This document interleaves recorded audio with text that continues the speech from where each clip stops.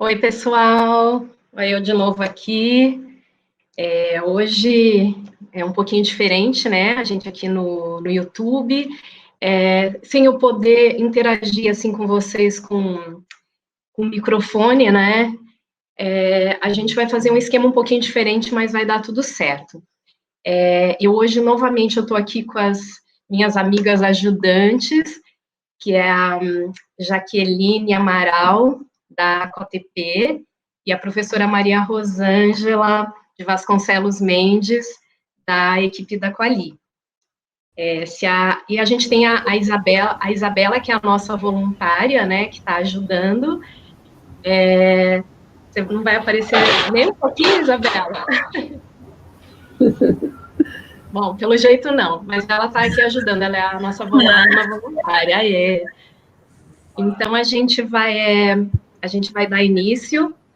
Vocês podem colocar as perguntas no chat, como foi feito na aula passada, e elas duas vão fazer igualzinho a gente fez. Elas vão olhar as perguntas e, em determinados momentos, eu vou pedir para elas lerem as perguntas, eu respondo, aí a gente volta a falar de novo. Aquele esquema passado. A única diferença é que não dá para vocês falarem no microfone. Então, a gente vai dar prosseguimento. Eu vou fazer, assim, um breve, como é que eu posso dizer assim, um breve apanhado do que eu falei, breve mesmo, e retificar algumas coisinhas também, tá? Isso eu acho que vai demorar uns 10, 15 minutos, e aí a gente vai dar um prosseguimento, mas eu vou fazer esse apanhado geral, assim, como se fosse, assim, uma retrospectiva para a gente conseguir entender o que vem agora. O que a gente viu na aula passada, né, que eu acho que era o importante de vocês guardarem, que a astrologia é uma área do conhecimento muito antiga, que data, assim, de 6 mil anos atrás, né? Eu falei de 28 mil anos, mas enquanto teoria, com tudo sistematizado, é um conhecimento de 6 mil anos atrás. Ela começou coletiva e não individual. Individual, ela vem bem depois. A preocupação da astrologia sempre foi relacionar os eventos celestes com os eventos terrestres, achando sempre que há uma relação entre ambos, não é causa e consequência, certo? E, bom, acho que isso é o básico, assim, inicial, né, para a gente recapitular. O que mais que eu falei? Eu dei algumas utilidades, né, da astrologia, falei sobre astrologia como profissão, isso eu gostaria de corrigir, porque, na verdade, a astrologia, ela está como uma ocupação. Inclusive, ela tem um número na classificação brasileira de ocupações do Ministério do Trabalho, né? E eu também tinha me referido apenas a um projeto de lei, mas, na verdade, houve 2 projetos, um na Câmara e um no Senado, e o da Câmara andou até a Comissão da Constituição e Justiça, mas ambos foram depois retirados, tá?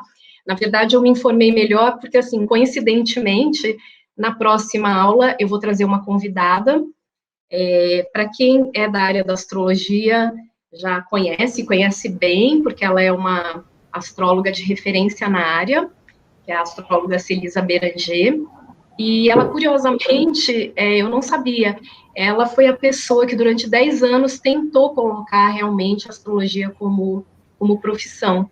E a gente já conversou de tanta coisa, mas eu não sabia disso. E ela falou que depois até vai explicar melhor, mas eu quis acrescentar essas coisinhas aqui que ela me falou, né? Então, eu vou passar rapidamente aqui pelos slides eu botei em vermelho algumas coisas que eu queria voltar a falar para vocês, né, da aula 1. Então, eu dei a definição de astrologia, né, aqui sobre a ocupação, que não é uma profissão, mas uma ocupação.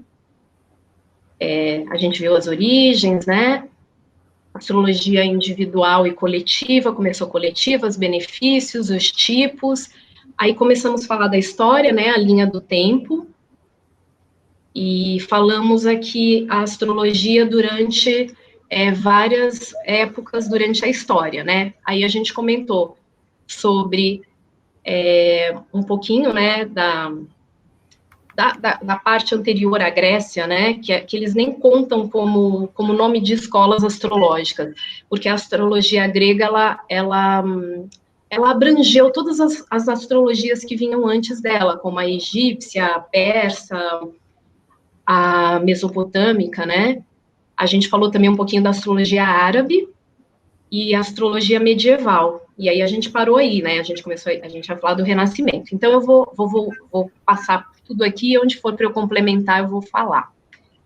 Então, as diferenças entre astrologia tradicional e moderna, eu também falei. Lembra, pessoal, que eu falei bastante a respeito que inicialmente eles achavam que o céu era simétrico e que essa simetria que possibilitava fazer predições, né? E depois essa mudança de paradigma já mais para o século XVIII, XIX, a gente já tem a astrologia moderna, onde o paradigma passa a ser um paradigma probabilístico, né?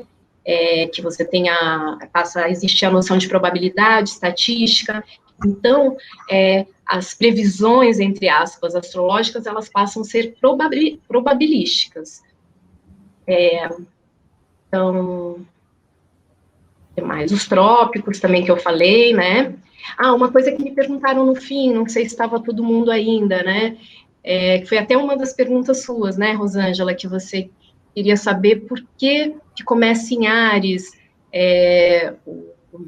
o zodíaco, e não começa em Capricórnio quando seria o mês de janeiro, né?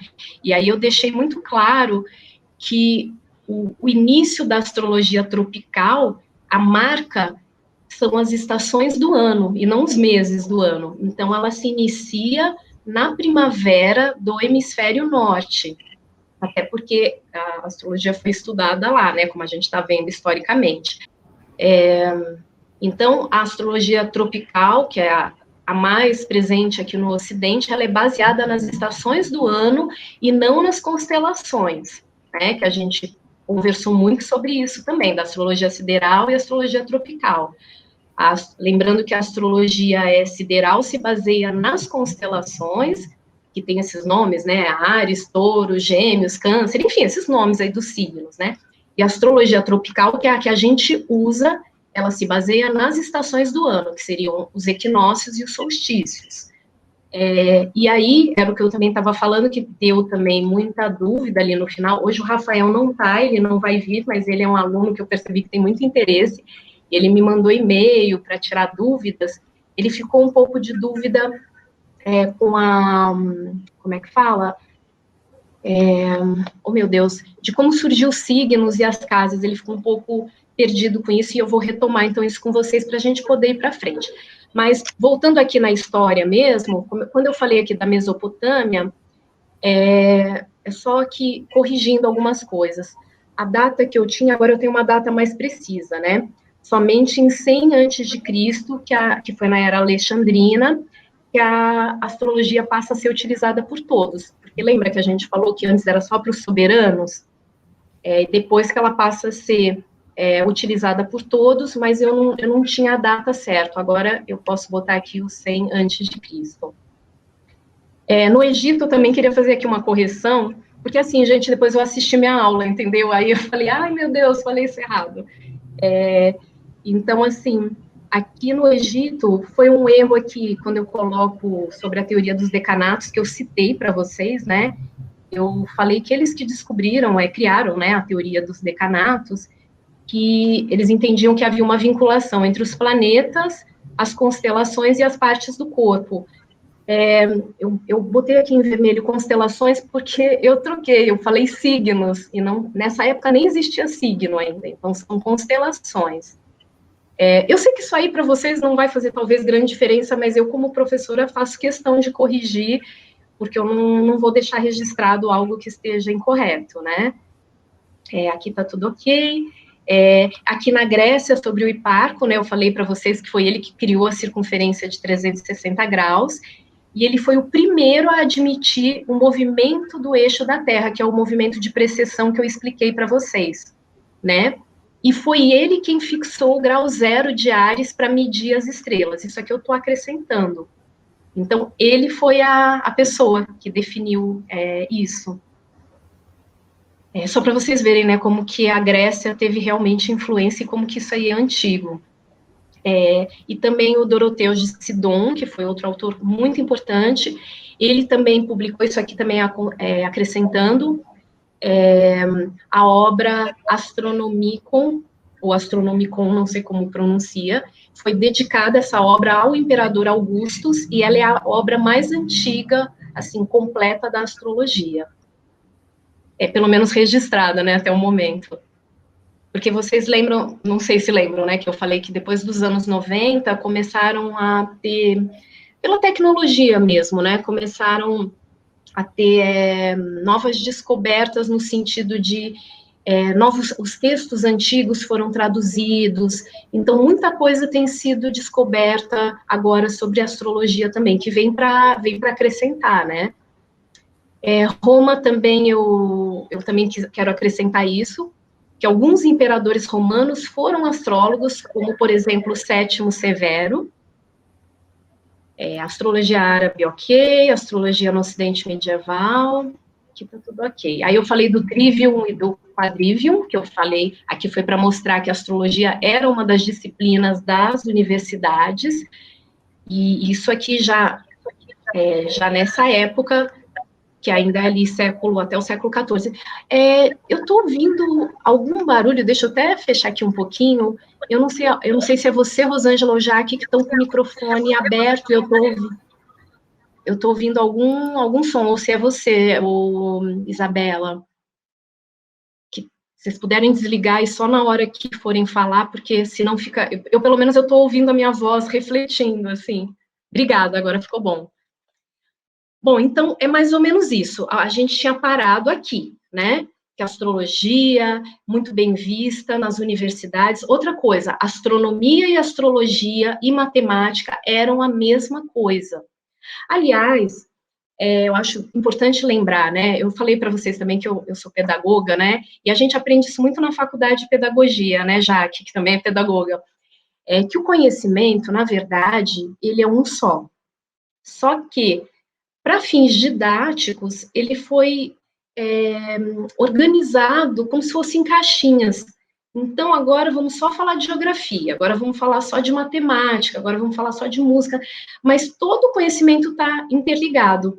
Eu não sei se, como eu falei, eu não estou conseguindo ver o chat, eu não sei se a Gricê também está por aí, mas a gente teve uma conversa e que a gente estava falando justamente sobre isso, porque ela também estava falando sobre isso, do conhecimento ser um só, como se existisse uma, entre aspas, verdade única, e que o ser humano está sempre em busca, né?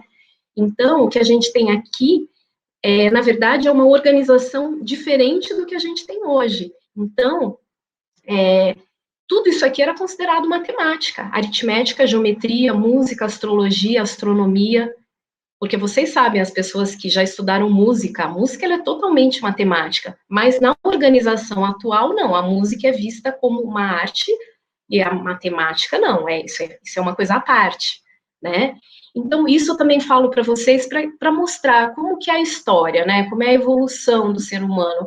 O que é normal numa época, na outra não é, o que é padrão, depois deixa de ser. E é isso, eu acho importante também que isso aconteça, não tem certo, não tem errado, mas são momentos que o ser humano vai vivendo e que por algum motivo vão mudando, não, as próprias pessoas vão mudando os critérios, por às vezes necessidade mesmo, por algum motivo, né? Então, vamos então agora para frente, né? Continuando aqui na história. Então, aqui, como eu falei, a astrologia era a mesma coisa que a astronomia dentro da matemática, né? Dentro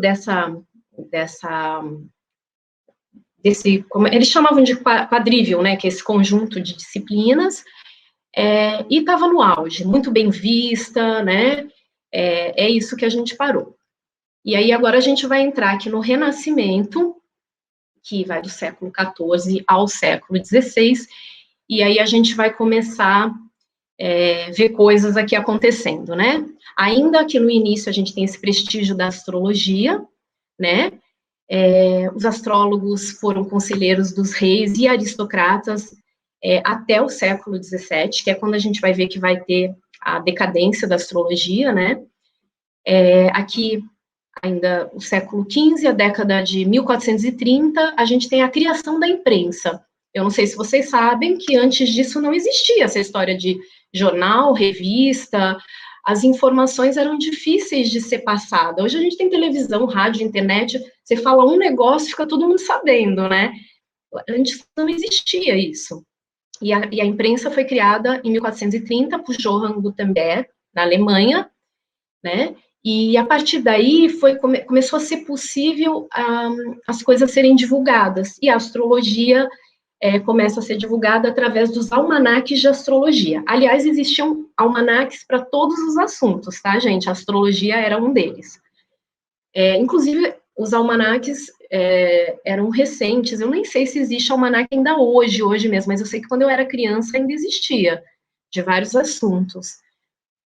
Século XVI, agora eu vou fazer referências a algumas situações que a gente vai relacionar a história com a astrologia, né? Então, a gente tem aqui no século XVI, o médico e astrólogo do rei Dom Manuel I, que se chamava João Faras. Isso é uma coisa que eu não trouxe para vocês, porque, assim, a gente está fazendo um mini curso, né? Eu tenho, às vezes, vontade de trazer tudo, mas eu sei que não é possível. Então, é só para comentar.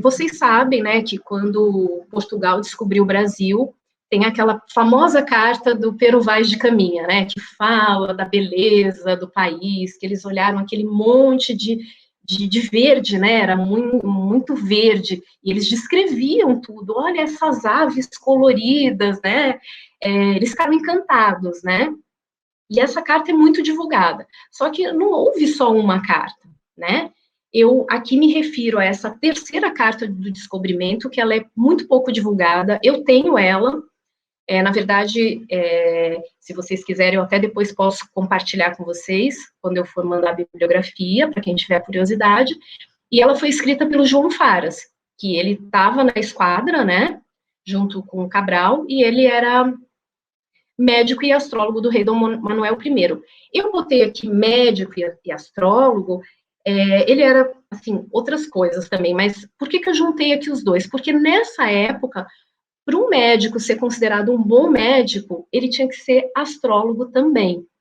Por quê? Porque eles entendiam que, claro, além dos conhecimentos de medicina, era importante que o médico fizesse o mapa do momento que a pessoa caiu doente. Lembra que eu falei que não existe só o mapa da pessoa? Você pode ter um mapa de uma empresa, por exemplo, você pode fazer mapa para qualquer coisa. Você tendo o local, a hora e o dia e o mês, você faz mapa para qualquer coisa. Então, você pode fazer um mapa para a hora e minuto que você caiu doente. E através desse mapa, você pode começar a entender ali, até fazer um prognóstico. Mas, enfim, nessa época, eu achei isso muito interessante, porque eles entendiam que tinha que ter esses dois conhecimentos para ser considerado um bom médico. No século XVI, a gente tem o famoso Kepler, né, que a gente fala que é o matemático do rei Rudolf II. Só que, lembrando que matemático, né, era aquela história que eu falei, com aqueles conhecimentos que incluíam astronomia e astrologia. Ele, embora as pessoas não divulguem, mas ele escreveu diversos livros de astrologia. Como eu já falei aqui, né, astrologia como pré-requisito para medicina, e também, assim como uma citação, havia também astrólogos judeus, que foram também fundamentais para os cálculos das latitudes que promoveram os descobrimentos. E aí, né, essas informações que eu tenho, pessoal, foram tiradas de livros de história, não é livro de astrologia.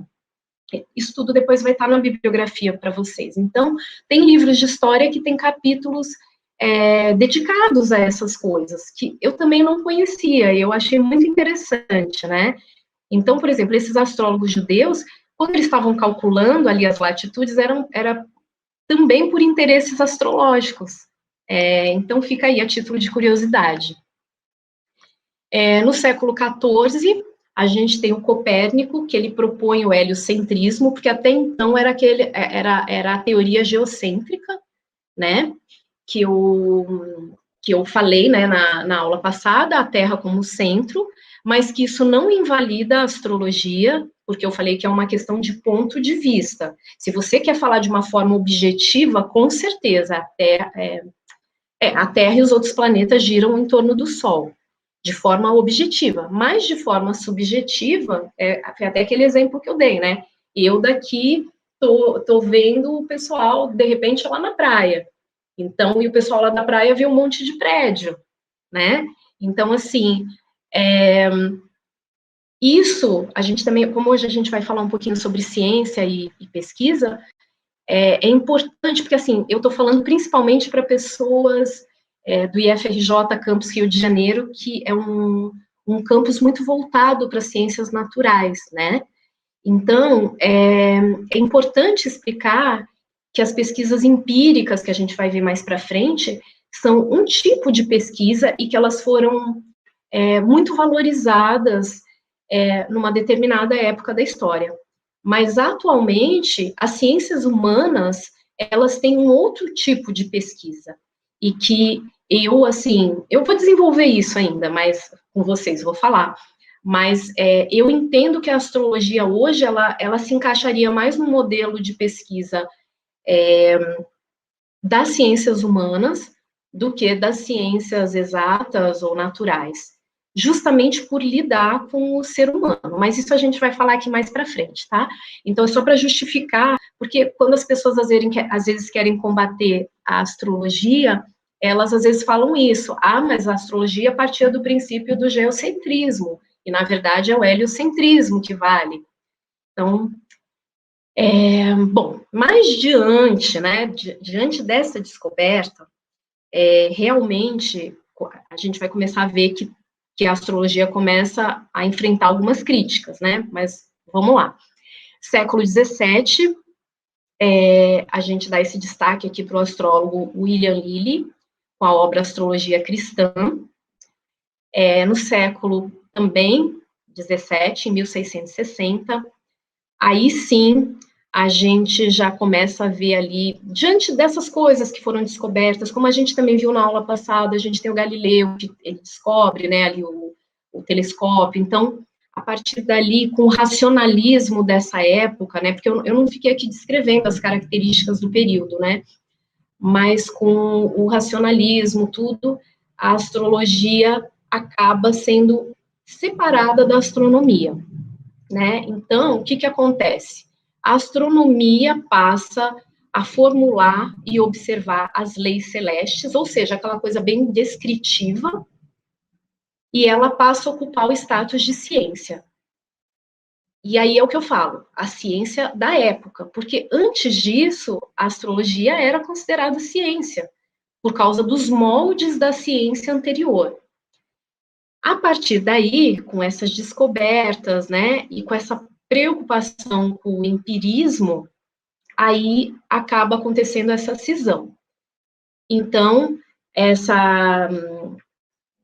os efeitos, né, dos corpos celestes todos, né, eles ficam para a astronomia, e ela, sim, ocupa esse status de ciência, porque ela digamos assim, ela tem mais cara, né, do que é prezado nessa época, e, aliás, é isso que eu estou falando, esses nomes foram criados depois, né, não existiam os dois nomes e que aí separaram, não, eles tiveram que criar um outro nome para que essa separação ocorresse. E a gente fica com a astrologia, que fica com a interpretação desses corpos celestes. Então, um descreve e o outro interpreta. Só que a interpretação não faz parte de dados empíricos. Então, nesse sentido, porque você não tem como concretamente pegar, medir, testar nesses padrões empíricos, né? Então, a partir daí, a astrologia perde o status de ciência dentro desse contexto. E aí a gente tem aqui o Colbert, em 1666, que ele era o ministro das Finanças de Luís XIV, e ele baniu a astrologia das disciplinas ministradas nas universidades, por não estar baseada na metodologia científica instaurada. E a gente tem, um pouco antes, como eu já falei, não, eu deixei aqui escrito, né? A França proíbe a astrologia pela Constituição da Academia Francesa de Ciência, que, aliás, é ela que inaugura, assim, essa cisão, né? Aqui a gente também tem Luís XIV, em 1682, ele passa a banir a impressão e a divulgação dos almanaques astrológicos. A única pessoa que ainda continuava a constatar e se interessar pelo estudo da astrologia era o Flamsteed, que inclusive ele foi o criador do Observatório de Greenwich. Não sei se quem já foi para Londres foi conhecer Greenwich, é bem legal, você vê ali o Marco Zero, né? E tem um observatório, é maravilhoso, é muito rico o que tem lá, e foi ele que criou, né? E ele era um astrônomo que continuava a constatar a astrologia. Mas ele era a minoria, né? E aí a gente tem essa fase de ruptura e uma baixa, tanto na academia como na arte. Então, a partir daí, a gente vai ter um período de mais ou menos 100, cento e poucos anos, com pouco conhecimento astrológico produzido, e até com perdas de obras da área, porque teve muita coisa que foi queimada, então foi um momento, assim, muito ruim para a astrologia. Já no século XVIII, a gente tem essa notícia aqui de 1770, do último curso acadêmico de astrologia sendo fechado na Universidade de Salamanca, na Espanha. Digamos assim, esse foi o único curso que ainda sobreviveu, né, até o século XVIII. E aí fica a astrologia ainda assim existente em algumas sociedades secretas, como a Rosa Cruz, né?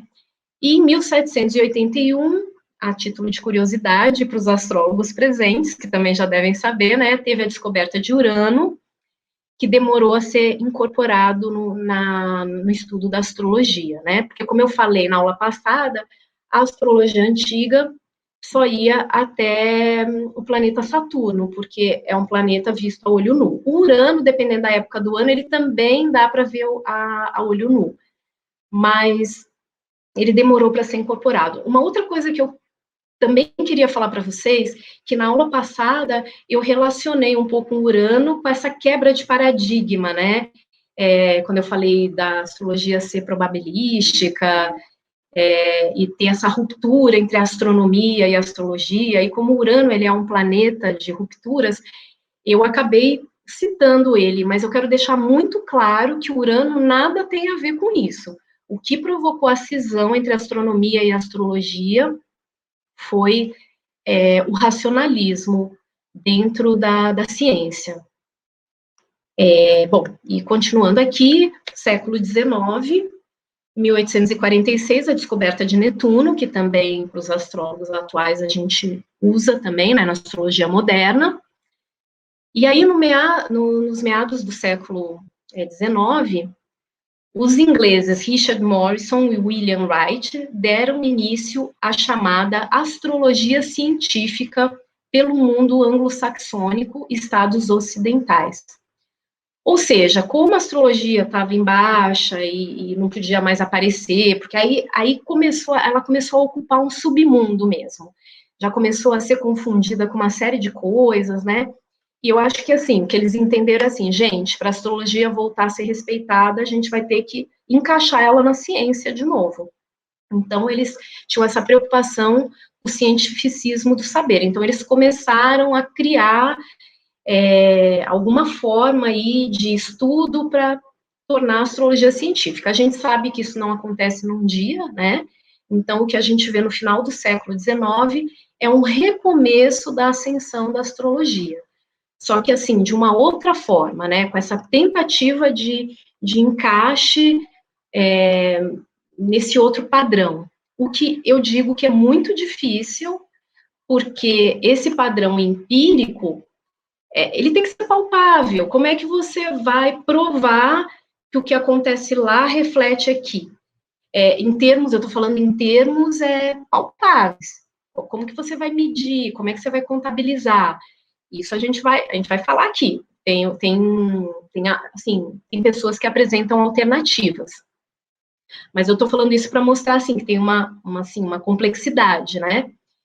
E aí, chegando aqui no século XX, a gente tem um novo desenvolvimento da astrologia, já nesses novos moldes, e criação de diversos tipos, astrologia psicológica, astrologia humanista, astrologia uraniana, vários métodos, tudo nesse novo formato. A astrologia antiga foi abandonada? Não, não foi. Atualmente a gente tem os astrólogos ditos tradicionais, que eles continuam trabalhando em cima daqueles planetas, com aqueles dizeres, né?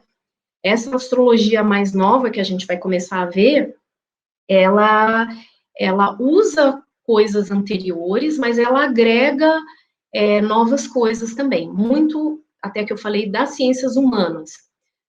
Por exemplo, quando eu falo aqui da astrologia psicológica, hoje a astrologia ela é muitas vezes usada como um método terapêutico para autoconhecimento, não que antes não fosse, você podia se autoconhecer, mas vocês lembram, né, quando eu falei na aula passada, o objetivo da astrologia inicialmente não era ficar perguntando, ai, por que eu ando depressiva, por que eu não ganho dinheiro, será que eu vou ganhar dinheiro, será que eu vou casar, será que eu vou viajar, eu quero tanto ir para o outro lado do mundo. Ninguém tinha essa preocupação nessa época, até porque alguns assuntos nem condiziam com aquela época, né? Como que a pessoa ia viajar para o outro lado do mundo? Não tinha nem avião, né? Então, digamos assim, a preocupação deles era a sobrevivência mesmo. Como é que a gente vai cultivar para comer? Como é que a gente vai plantar? Quando que colhe, né? Então, hoje ela já vem mais com essa cara, mais para o autoconhecimento. Continua fazendo predições? Sim, e faz boas predições, mas, como eu falei, elas são probabilísticas e sempre com esse teor do autoconhecimento, essa coisa mais psicológica, né? E aí, o que a gente ainda vai ver no século XX? A astrologia popularizando-se com os famosos horóscopos de jornal. A gente agora está chegando aqui no que muita gente acha que é astrologia, que é uma coisa extremamente recente, né? Que eu falo, entre aspas, que é o maldito horóscopo de jornal, né? Que também foi para as revistas, e mais tarde a gente vai ter esses horóscopos inseridos no rádio e na TV. Aí eu vou citar aqui algumas pessoas, né, como, por exemplo, o Alan Léo. Alan Léo é um nome fictício para William Frederick Allen, que em Londres ele passa a levar em conta o signo solar. O que é o signo solar? É aquele signo que a gente, quando se pergunta assim, qual é o seu signo, né? Aí a pessoa fala, aquário, peixe, escorpião, que nada mais é que o signo solar, ou seja, onde é que o Sol estava naquele momento que você nasceu, né? Então, ele elege, por algum motivo, o signo solar como ele sendo importante, como ele dizendo tudo, e a partir daí ele individualiza o horóscopo, que antes era feito para datas e eventos coletivos, né? Ele passa a oferecer horóscopos gratuitos e individualizados aos assinantes do Astrologers Magazine, isso em Londres. Aqui, como eu estou seguindo a ordem cronológica, em 1930 a gente tem a descoberta de Plutão, que na próxima aula, como eu falei que eu vou trazer essa convidada, ela vai falar um pouquinho sobre, não a descoberta de Plutão, mas um pouquinho sobre as influências de Plutão nas gerações, desde a sua descoberta até os dias atuais. Ela também vai falar de outras coisas bem interessantes. A Celisa vai trazer coisas mais práticas, porque o meu curso está mais teórico, e aí eu pedi para ela trazer uma coisa mais prática, até para a aula ficar um pouquinho mais leve, né? E aí a gente tem também aqui em Londres, né, o Richard Naylor, do Sunday Express, que ele recebe um convite do John Gordon, também eu falando aqui em termos de horóscopo, tá, gente? Ele foi convidado para escrever um horóscopo, e aqui eu coloquei horóscopo, que é um nome culto, digamos assim. Na verdade, é o que vocês entendem como um mapa natal, para o nascimento da princesa Margaret. E aí, ele fez esse mapa, né? Então, entendam aqui o horóscopo como mapa astral. E ele previu ali um problema com um dirigível que parece que ia cair. A história é mais ou menos isso, e realmente caiu aquilo no momento que ele previu. E aí o Richard Naylor achou muito interessante e propôs a ele que continuasse escrevendo, né? E aí isso começou a ser uma coisa constante. Aí era toda semana, não sei dizer com precisão se passou a ser depois todos os dias, eu acho que era todas as semanas, depois eu até posso ver isso melhor para vocês. Mas é assim que foi o horóscopo se desenvolvendo. E aí eu sou obrigada a fazer uma correção. A palavra horóscopo, a gente também falou na aula passada, horóscopo quer dizer marca da hora, relógio. Então, quer dizer, é um nome indevido para isso que é feito, que a gente sabe que tem aí nas revistas, né? Se é uma marca da hora, como é que a pessoa fica fazendo previsão, sei lá, previsão do mês para o signo tal, previsão do mês para o signo tal, ou então previsão para uma semana, ou quando, às vezes no jornal eu lembro que tinha previsão para o dia mesmo. Mas, de qualquer maneira, o nome está errado, porque o horóscopo é o que a gente diria que é o mapa astral, ou seja, é a marca da hora, envolvendo todos os planetas, todos os signos, todas as casas. Então, eu acho importante ressaltar isso. É um nome que ficou popular, a gente fala horóscopo, eu também falo, mas está incorreto. Bom, em 1931, nos Estados Unidos, a gente vai ter a primeira coluna de astrologia na revista Boston Record. 1936, também nos Estados Unidos, a gente vai ter as primeiras previsões para cada signo solar, que seria a mesma coisa que aconteceu lá em Londres, né? No New York Post. E aí, aqui a gente já tem esse período entre guerras, né?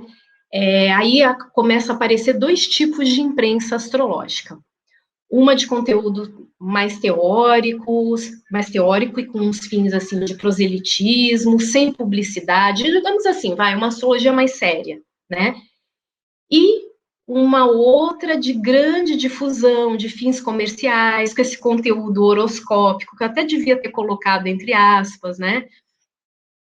Mas com essa ideia de publicidade abundante, de levar mesmo para as massas, e já começando a associar a astrologia com o oculto, com o mágico, com crença, já começou a bagunçar a coisa, entendeu? Então, aquilo que era uma matemática, um estudo muito sério, de repente popularizou e virou. Não é que a astrologia virou isso, mas é a imagem que a mídia passa, e digamos que tem profissionais que se dispõem a fazer este tipo de trabalho. Mas eu faço questão de dizer que isso não é astrologia. A astrologia seria essa outra facção que tem esse conteúdo teórico e com esses fins mais, assim, não porque tem os fins, desculpa, de proselitismo e sem publicidade, é porque quando tem esse conteúdo teórico e mais difícil, vocês viram quanta coisa que tem que aprender, né? Fica muito complicado, né? Como é que você vai botar ali numa página de revista aquele monte de conteúdo? Então, eles tentaram simplificar e aí começou já a virar essa bagunça, né? E aí, durante a Segunda Guerra Mundial, nos Estados Unidos, né, algumas colunas astrológicas foram suspensas, porque, não sei se vocês sabem, mas o Hitler se consultava com astrólogos, e a gente sabe que teve problemas ali em alguns cálculos, que eu não vou comentar isso também aqui agora, mas aí houve essa suspensão, né, dessas colunas astrológicas como um gesto voluntário mesmo da comunidade jornalística, meio que para falar, ó, não estamos de acordo com Hitler, é isso. Em 45 também nos Estados Unidos, a gente tem cerca de 150 jornais já com colunas de astrologia, e depois já aumentando para 1.250 em 1975. Ainda também na década de 50, nos Estados Unidos, eles criaram o método da relocação, que para quem é astrólogo, assim, conhece mais de perto, né, que seria, quando a gente faz o nosso mapa natal, a gente leva em consideração o local que a gente nasceu, a cidade que a gente nasceu, que na verdade não é bem a cidade, mas são as coordenadas geográficas, a latitude e a longitude daquele local, né? E esse método da relocação é quando a pessoa, por exemplo, se muda, ela vai para um outro país. e lá pode ser feito um segundo mapa astrológico, né?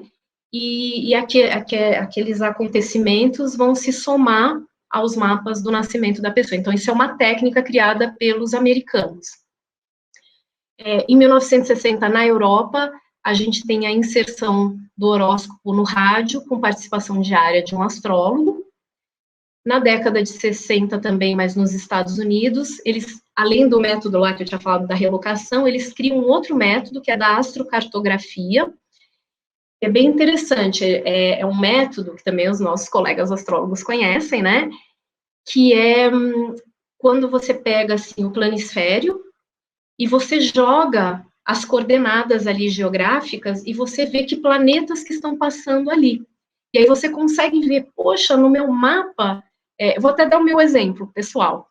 Eu morei um tempo em Portugal e estudei em Lisboa. E é muito interessante. O Mercúrio passa exatamente no meu meio do céu, na cidade de Lisboa. E, para quem não sabe, Mercúrio é um grande significador de estudos, de comunicação, de escrita. Então, e o meio do céu fala de profissão, né? É um dos significados. Tem vários outros significados, mas um deles é dessa parte profissional. Então, mostrando que Lisboa seria um local ótimo para eu desenvolver um estudo. É muito interessante. Então, você pode olhar que local do mundo seria legal para eu desenvolver alguma coisa que a pessoa tem interesse, né? Ou então, pessoas que a gente vê que às vezes aqui as coisas não dão muito certo e vão para um outro lugar e a coisa funciona muito bem. Porque lá provavelmente pode estar passando alguma coordenada com algum planeta que estimula aquela situação, né? Na década de 70, a gente tem as rádios europeias, né? Com colaboração diária de um astrólogo, né? Tanto na Itália, tá vendo, como na França. Na década de 70, também nos Estados Unidos, eles, dentro dessa coisa, eu falei da astrocartografia, da relocação, aí eles ainda desenvolvem o método do mapa do horizonte, que aí sim eles consideram a Terra como... A Terra não. Oh, meu Deus. A situação do geocentrismo e do heliocentrismo. Como eu falei, a astrologia ela é simbólica, né? E aqui eles, além do mapa natal, você pode fazer o mapa do horizonte, ou seja, que seria a representação real, considerando um heliocentrismo, né? Dos planetas, nos 360 graus, à volta do observador em um dado local. Digamos assim, que seria, como eu falei, a relação concreta ali com o local. Isso viria para acrescentar coisas no mapa natal da pessoa. É só para mostrar que os americanos, da metade do século para cá, desenvolveram bastante coisas. Na década de 80, como eu já tinha falado, uma ênfase muito grande para a astrologia psicológica.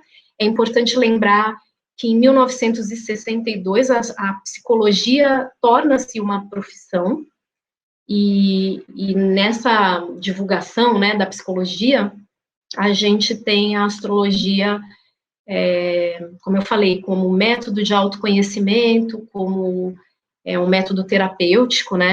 Na década de 90, como eu também já tinha falado para vocês, houve tradução de textos antigos, possibilitando descobrir e ampliar as técnicas da astrologia, né? E aí a gente também tem, como é que fala? Na segunda metade, né, do século XX, né, a tecnologia, os computadores, né, a internet, e aí sim a gente começa a ver os programas de computador para os cálculos astrológicos, porque para quem não sabe, os mapas astrais eram feitos na mão, a pessoa tinha que calcular, aquilo ali era extremamente trabalhoso. Eu comecei a estudar mesmo, fazer curso em 2004, então, graças a Deus, assim, já existiam os programas de computador que fazem os cálculos.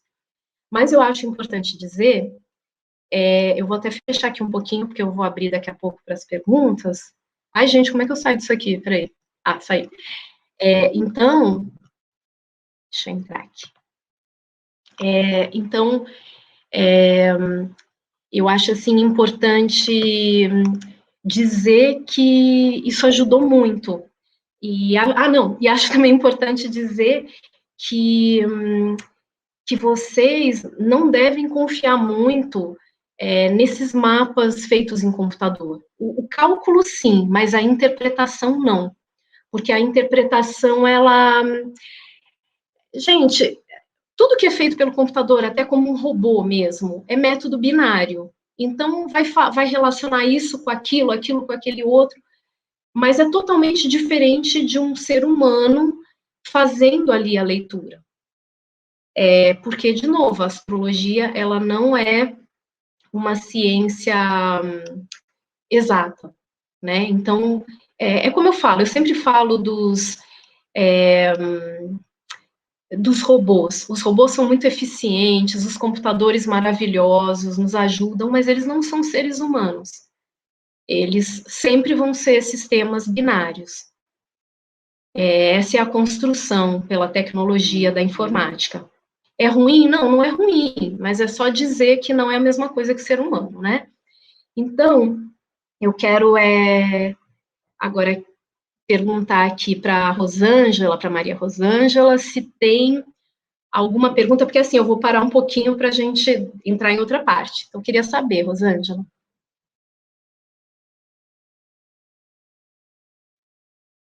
Você está com o microfone desligado. Eu desliguei para não atrapalhar. Até Sim, o sim, momento, o obrigada. pessoal está bem concentrado aí nas suas colocações, né? E o pessoal está meio tímido ali no chat. Ninguém colocou nenhuma pergunta até o momento, não.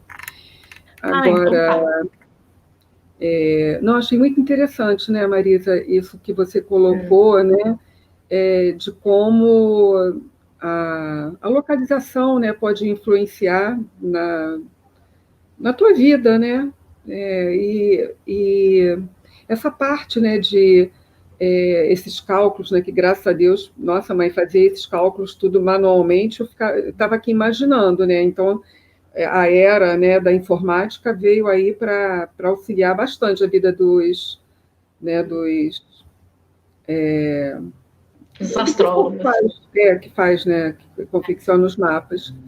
E somar, né, quer dizer, aquele momento que você está vivendo na tua vida, sempre ligado, né, com a data do seu nascimento e tudo mais. Então, quer dizer, tudo isso influencia muito. Sim, olha, legal que você está falando isso, porque é justamente o que eu vou fazer agora, pessoal. Isso não estava, digamos assim, programado, mas pelas dúvidas das pessoas da aula passada, que inclusive tem gente que não está podendo vir na aula hoje, mas como eu falei que eu ia disponibilizar a gravação, então teve gente que me escreveu e tem dúvidas, então eu estou falando aqui para vocês, mas para esse pessoal que também vai assistir, né? Então, eu vou mostrar o mapa, a gente não vai fazer aqui interpretação, não é a proposta, mas só para que fique um pouquinho mais concreto o que eu estou falando, né? Porque porque o signo, porque o planeta, mas espera aí, o que é isso tudo, né? E vou dar uma retomada no que é signo, o que é casa e o que é planeta. E dentro disso que você está falando, Rosângela, eu acho que vai ficar assim, vai ficar claro isso que você está falando. Por que a gente pede para uma pessoa qual é a data do seu nascimento, que local você nasceu, que horas você nasceu? Eu não sei se era isso que você ia concluir. Sim, e tem até a Luciana Reis colocou aqui no chat agora, né? Que também é uma dúvida minha, né? Vamos compartilhar. Né? Ela colocou assim, Marisa, no mapa astral, a indicação do horário de nascimento pode ter alguma margem de erro, porque isso é fato, né? Assim, pessoal que já tem uma certa idade, antigamente acho que as certidões de nascimento o pessoal não colocava, né? Exatamente a hora que você nasceu, né? Tem gente que registrou um dia depois, então minutos, horas, isso aí é uma coisa que às vezes você não encontra na certidão de nascimento, né? Sim. Então, quanto isso interfere no mapa? É uma coisa muito relevante? Sim, ó, vou responder assim. É importante, sim, quanto mais exato a pessoa tiver o horário, mais preciso fica o mapa. Digamos assim, se você tiver um erro de 1 ou 2 minutos, eu não acho que dê uma diferença grande, a não ser que, por exemplo, o seu ascendente esteja... Eu tinha explicado para vocês que cada signo tem 30 graus. Então, você tem o signo... Eu vou dar o meu exemplo para ficar mais fácil, tá? Então, por exemplo, eu sou de Aquário com ascendente Áries. Então, mas em que grau está o meu ascendente Áries? Está no grau 0? Está no grau 1? Está no grau 2? Não, no meu caso está no grau 25. Por quê? Porque no horário que eu nasci, que foi às 11h10 da manhã, o Sol estava posicionado num certo local no céu, os planetas num certo local no céu, e como eu também tinha falado que as casas astrológicas, elas são concretas, né? Então, neste horário, a posição do horizonte, ou seja, onde eu nasci, encontrava-se a 25 graus de Áries. É 25 graus em uns minutos, tá?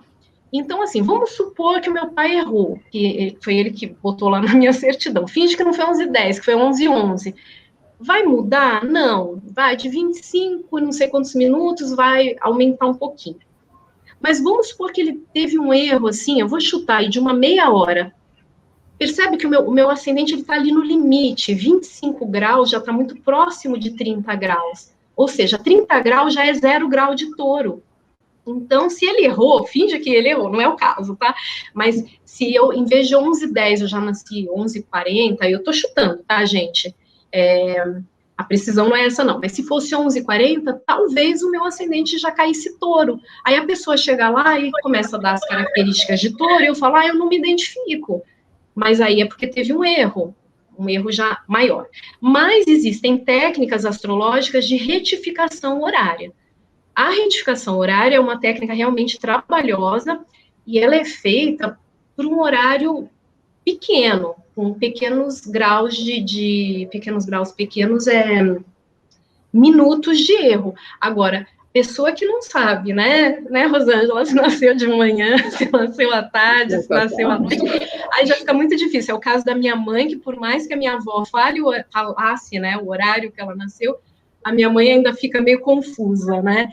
Então já fica mais difícil. É impossível? Não é, mas é um trabalho árduo, você vai ter que conversar muito com a dona do mapa, porque você vai fazer o processo inverso, você vai dizer, você vai pegar acontecimentos da vida da pessoa. Por exemplo, se a pessoa tiver filho, quando seu filho nasceu, aí você olha ali no mapa, você faz o processo inverso, você vê, cai aqui.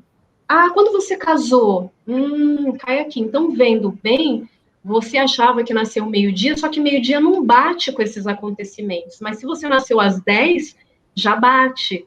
Então, deve já ser mais próximo das 10 horas. Aí você vai refinando aquilo. Agora, não é uma coisa simples. E tem pouquíssimos astrólogos que fazem isso, porque realmente, como eu falei, é uma tarefa árdua e é por aí. Tem mais uma perguntinha.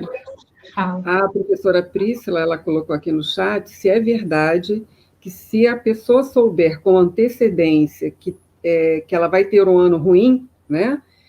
Se essa pessoa ela pode passar o seu aniversário em outro lugar. Por exemplo, se ela souber que a indicação não é favorável, se ela consegue alterar, né, de alguma forma, mexer de alguma forma nessa situação. Olha, Priscila, primeiro, seja bem-vinda, muito bom te ver de novo aqui, né? Assim, não é que eu não queira responder a pergunta. Essa pergunta é uma pergunta bastante controversa. Você tem astrólogos que entendem que não, e astrólogos que entendem que sim. Tem astrólogos que entendem que, assim, não adianta você passar um dia do seu aniversário e depois passar o ano todo no outro lugar. Tem outros que não, que acham que basta realmente ir para o lugar e dizem que tem uma influência. Só que, assim, eu não vou entrar nessa discussão, porque eu tenho ainda bastante coisa para falar e não é a proposta aqui, tá? Mas o que eu posso dizer é isso, que é algo que eu já ouvi falar dos dois lados. A minha posição, até porque nesses meus 2 últimos anos eu passei meu aniversário em Lisboa, por motivos que eu tive que ir lá resolver coisas, e foi realmente passar o aniversário. Esse, por exemplo, eu passei 10 dias lá e voltei aqui para o Rio. E aí, o que eu observo? E eu também discuto muito isso com a astróloga Celisa, porque ela é adepta que não vale só o local, aonde você vai viver o ano todo, né? Só que ela falou que ela já observou que às vezes acontecem as duas coisas, você consegue ver coisa de um lugar e de outro. É como se somassem os mapas. E é justamente o que eu tenho observado comigo esse ano, como também com o ano passado. É como se, assim, acabasse tendo... no caso que você está perguntando é da técnica da Revolução Solar, né? Então, você começa a ver acontecer coisas para a minha Revolução Solar lá de Lisboa, como coisas da Revolução aqui do Rio. É isso que eu tenho observado nesses 2 últimos anos. Tá bom? Isso, fica para uma boa conversa depois. Gostei, Priscila, nossas longas conversas, né? Posso prosseguir, então? Deixa eu só fazer mais uma perguntinha, depois eu passo para outro bloco, tá? Não, tranquilo, tranquilo. A Joseni está questionando se é possível calcular a data de nascimento de uma pessoa. Eu acho que ela está pensando nesse lance do... Eu acho que ela está pensando nesse lance inverso, que foi que eu falei. Eu estou imaginando que é isso. De você, pelos acontecimentos da vida da pessoa, você descobrir o nascimento dela. Mas isso como eu falei, é uma tarefa, eu acho praticamente impossível, porque são muitas variáveis. Eu acho que... E para que a pessoa vai querer descobrir o nascimento de alguém? Não é mais fácil ir lá e perguntar? Não, eu tô ironizando, mas talvez tenha aqui algum caso, eu até pensei, de pessoas que são adotadas e que não sabem a real data de seu nascimento. Inclusive, eu tenho uma tia que já faleceu, que ela, no fundo, casada com meu tio, né? E ela era adotada, e parece que o aniversário dela colocavam como dia 1º de julho, mas que depois eu acho que descobriram a certidão que era no final de junho. Por um acaso era até próximo, né? Mas eu acho que tem casos desse jeito. Não sei o motivo da pergunta, mas é isso. Vamos em frente, então? Vamos, eu passo depois o restante das perguntas. Então tá, eu vou então voltar a compartilhar aqui. Gente, o que eu vou fazer agora é o seguinte, eu vou trazer para vocês o desenho de um mapa, para vocês verem um pouquinho melhor o que foi falado, e vou recapitular um pouco como é que o conceito de signo e o conceito de casa astrológica.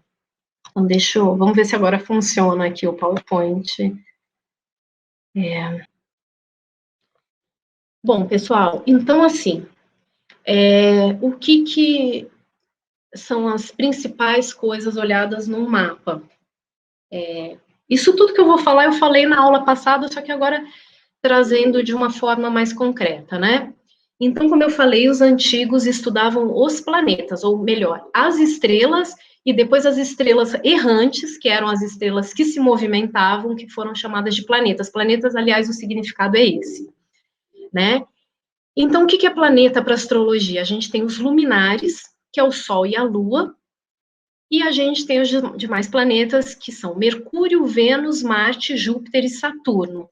Até aí são os vistos a olho nu, e depois Urano, Netuno e Plutão, que precisa de instrumentos, e que foram incorporados na astrologia moderna, né? Então, quando eu falo, os antigos só falavam dos planetas, a prioridade era os planetas, é isso que eu estou falando. Os planetas, eles são os atores do mapa de uma pessoa, pensando, imagina assim, uma peça teatral. Não sei se a minha prima Carol está aí, que é atriz, uma excelente atriz. Pensa aí, Carol, numa peça teatral. Os personagens ali, quem são? Seriam os planetas. Então, você tem o personagem Sol, o personagem Lua, Mercúrio, Vênus, cada um é um personagem com características próprias. Aí sim vem os signos, que eu falei que os signos são qualidades. Os signos, eles não têm essa característica, assim, digamos, de objeto, porque os planetas, eles existem mesmo, a gente sabe que eles estão lá no céu. Agora, o signo não, você não pega, não é, né, palpável.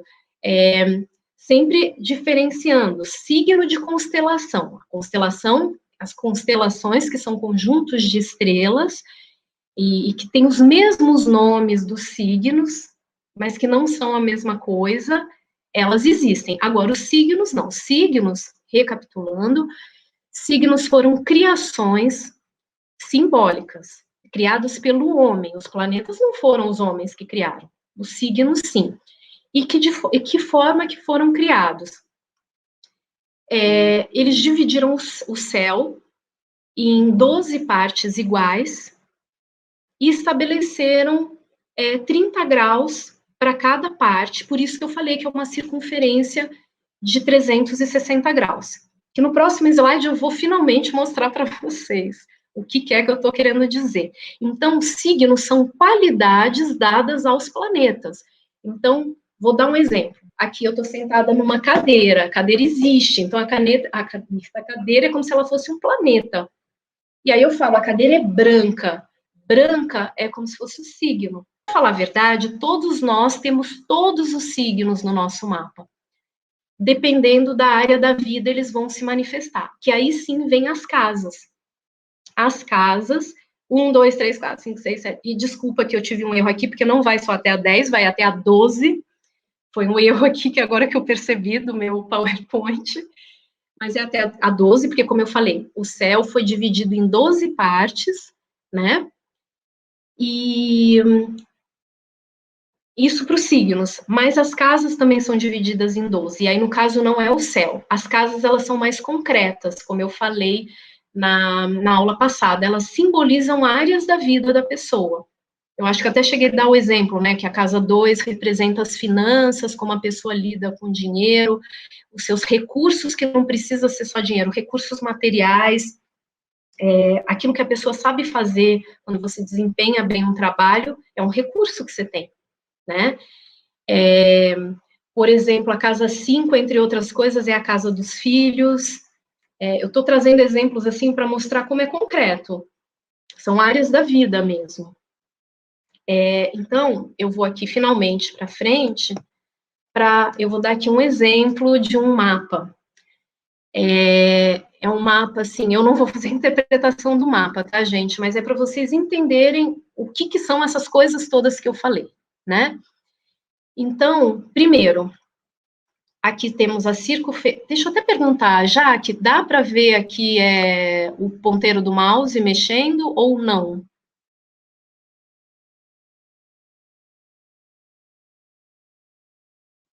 Jaque, será que está com o microfone desligado? Está ouvindo agora? Agora tô. Dá para ver o ponteiro? É pequeno, mas dá para ver ele se mexendo, sim. Tá, é porque vai ajudar para eu mostrar as coisas para vocês, tá bom. Então, vamos lá. Aqui a gente tem a circunferência, que tem 360 graus, simbolizando mesmo o céu, entendeu? É uma simbologia mesmo. Aqui em volta, que vocês estão vendo coloridinho, esses são os signos que eu estava dizendo, que aqui cada signo tem um símbolo, que aí quando a gente estuda astrologia, a gente já decora, né? Não vem escrito os nomes, vem os símbolos. Então, por exemplo, aqui essa pessoa...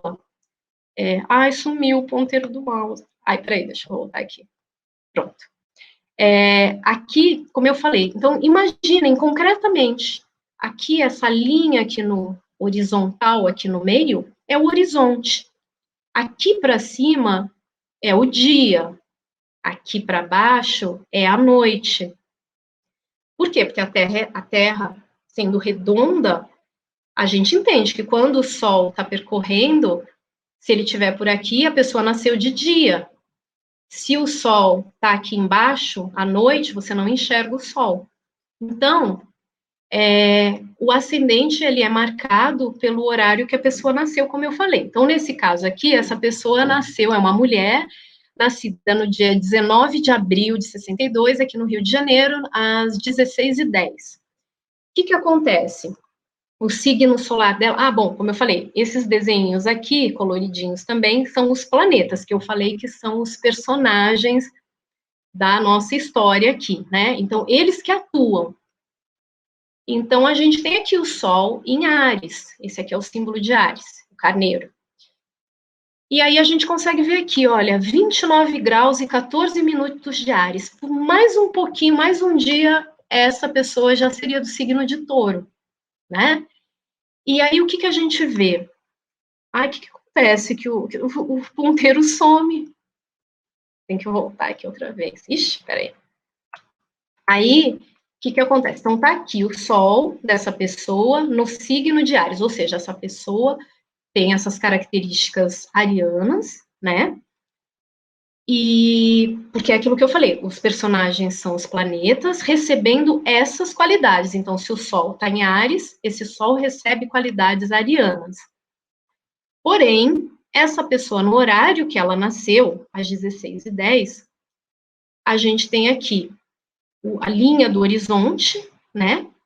O ascendente dela se encontra a 2 graus de Libra, 2 graus e 13 minutos de Libra.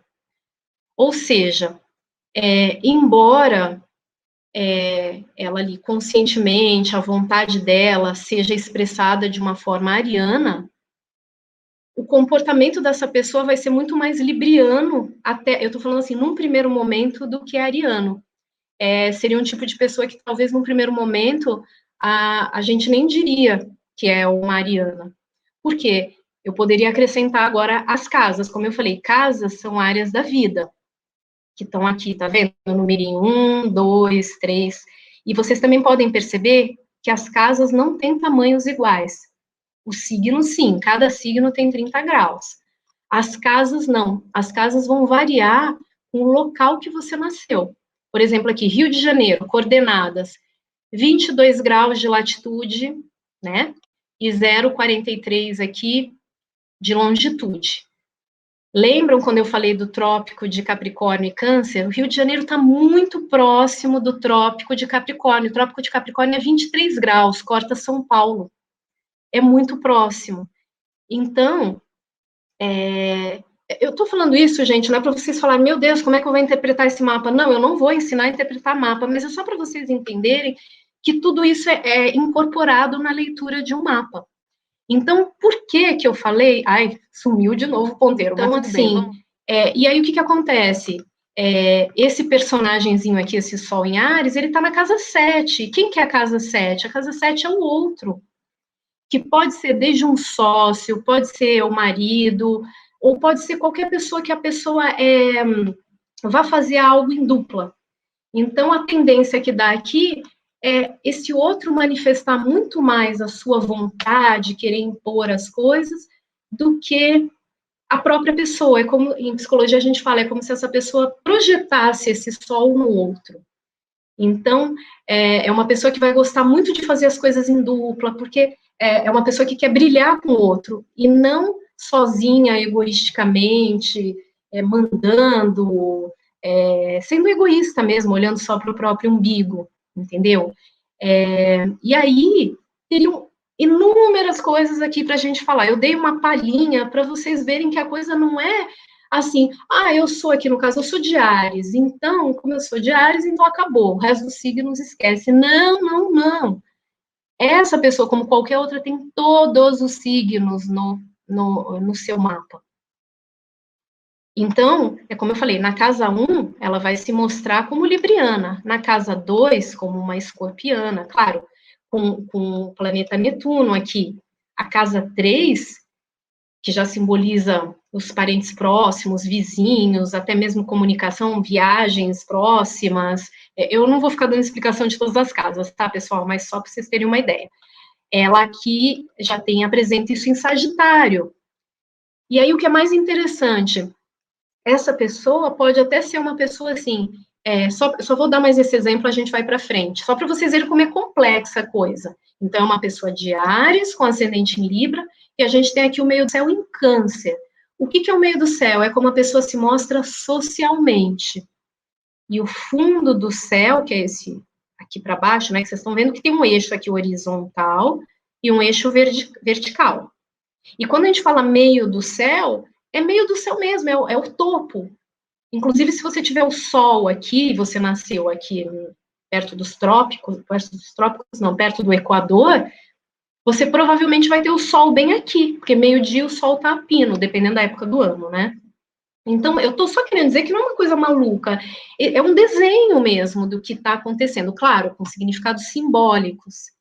Mas então, só vou, como eu falei, eu só vou interpretar mais isso daqui, que você, então, tem uma pessoa com o meio do céu em Câncer e o fundo do céu em Capricórnio. E o que representa? Casa 10, ou meio do céu. É o que a pessoa se mostra socialmente, profissionalmente, e a casa 4, que é o fundo do céu, é a pessoa num ambiente mais íntimo, mais familiar. Né, eu falo assim, que é quando a pessoa chega em casa e tirou o sapato e meio que deitou no sofá. Aí você vai ver a casa 4 da pessoa.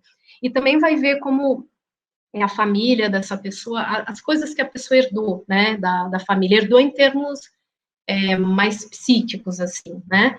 Então, o que você pode dizer aqui? Que é uma pessoa que, às vezes, pode até ser mais emocional, talvez até num ambiente profissional, muito preocupada em ajudar as pessoas no ambiente profissional, preocupada. Como a gente fala, câncer tem aquele símbolo da mãe, né? A mãezona, né?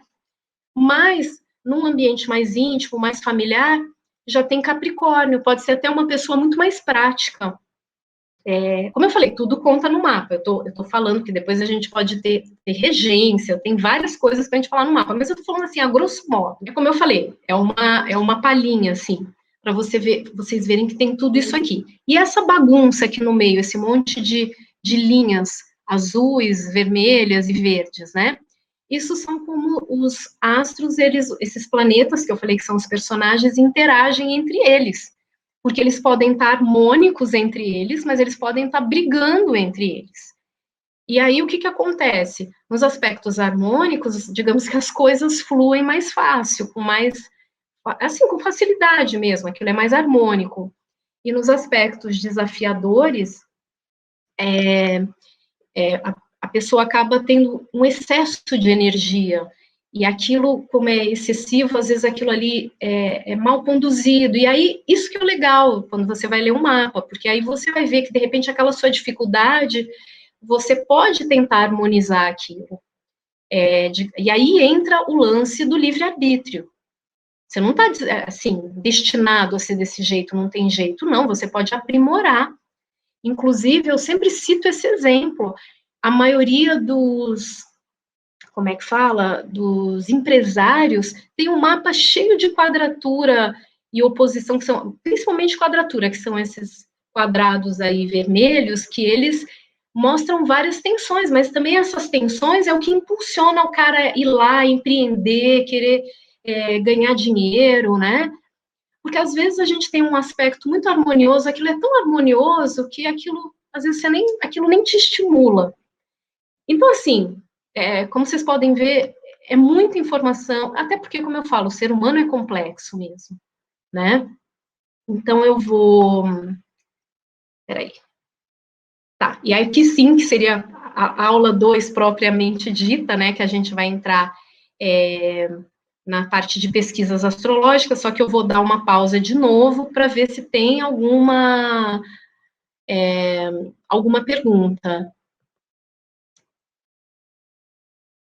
Ai, agora eu não sei quem eu chamo. Quer falar agora, Jaque, que é aquela hora? Ah, não, eu vi que quem quer falar? Vai, fala, Rosângela. Deixa eu fechar só esse bloco e a Jaque pega o segundo bloco. Tá bom. Só para fechar essas perguntas que alguns participantes colocaram aqui no chat, a Juliana Camargo, ela colocou várias mensagens, mas tudo assim em volta do mesmo tempo. Eu acho interessante a gente esclarecer, porque também, né, como é uma dúvida também, eu acho que acredito de muitos, né?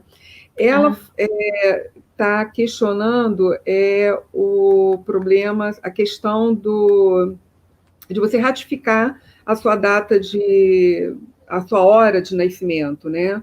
Quer dizer, se realmente isso é uma coisa possível, né, de se executar? Sim, é possível. Eu falei que existem astrólogos que fazem isso. São poucos, porque é uma coisa extremamente trabalhosa.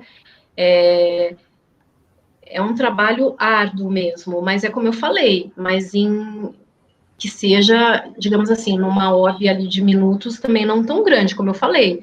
Não dá para você conseguir retificar um negócio. Não é que não dá, fica muito difícil você pegar. Uma coisa é você falar assim: olha, eu não sei se eu nasci entre 11 e 11h30, ou entre 11 e 11h10. Outra coisa é aquilo que eu falei, né? Eu não sei se eu nasci de manhã, à tarde, à noite. A coisa começa a ficar muito, muito solta. O que eu posso dizer é que tem astrólogo que se a pessoa não tiver o horário, não vai fazer mesmo o mapa, porque não é que não dê para fazer o mapa, mas o mapa fica capenga. Você consegue ver os aspectos ali dos planetas, mas você não consegue saber nenhuma casa, porque o ascendente marca a primeira casa. Inclusive, quem tem o Sol ali no ascendente é porque nasceu em torno das 6 da manhã, se for aqui no Brasil, né? Porque na hora, mais ou menos às 6 da manhã, não é a hora que o Sol está bem baixinho ali no horizonte, começando a levantar, o desenho, ele reflete o céu. Como eu falei, o Sol ao meio-dia, ele está lá no meio do céu. E quem nasceu à noite, o Sol fica abaixo, na parte da circunferência, na parte de baixo do mapa. Então,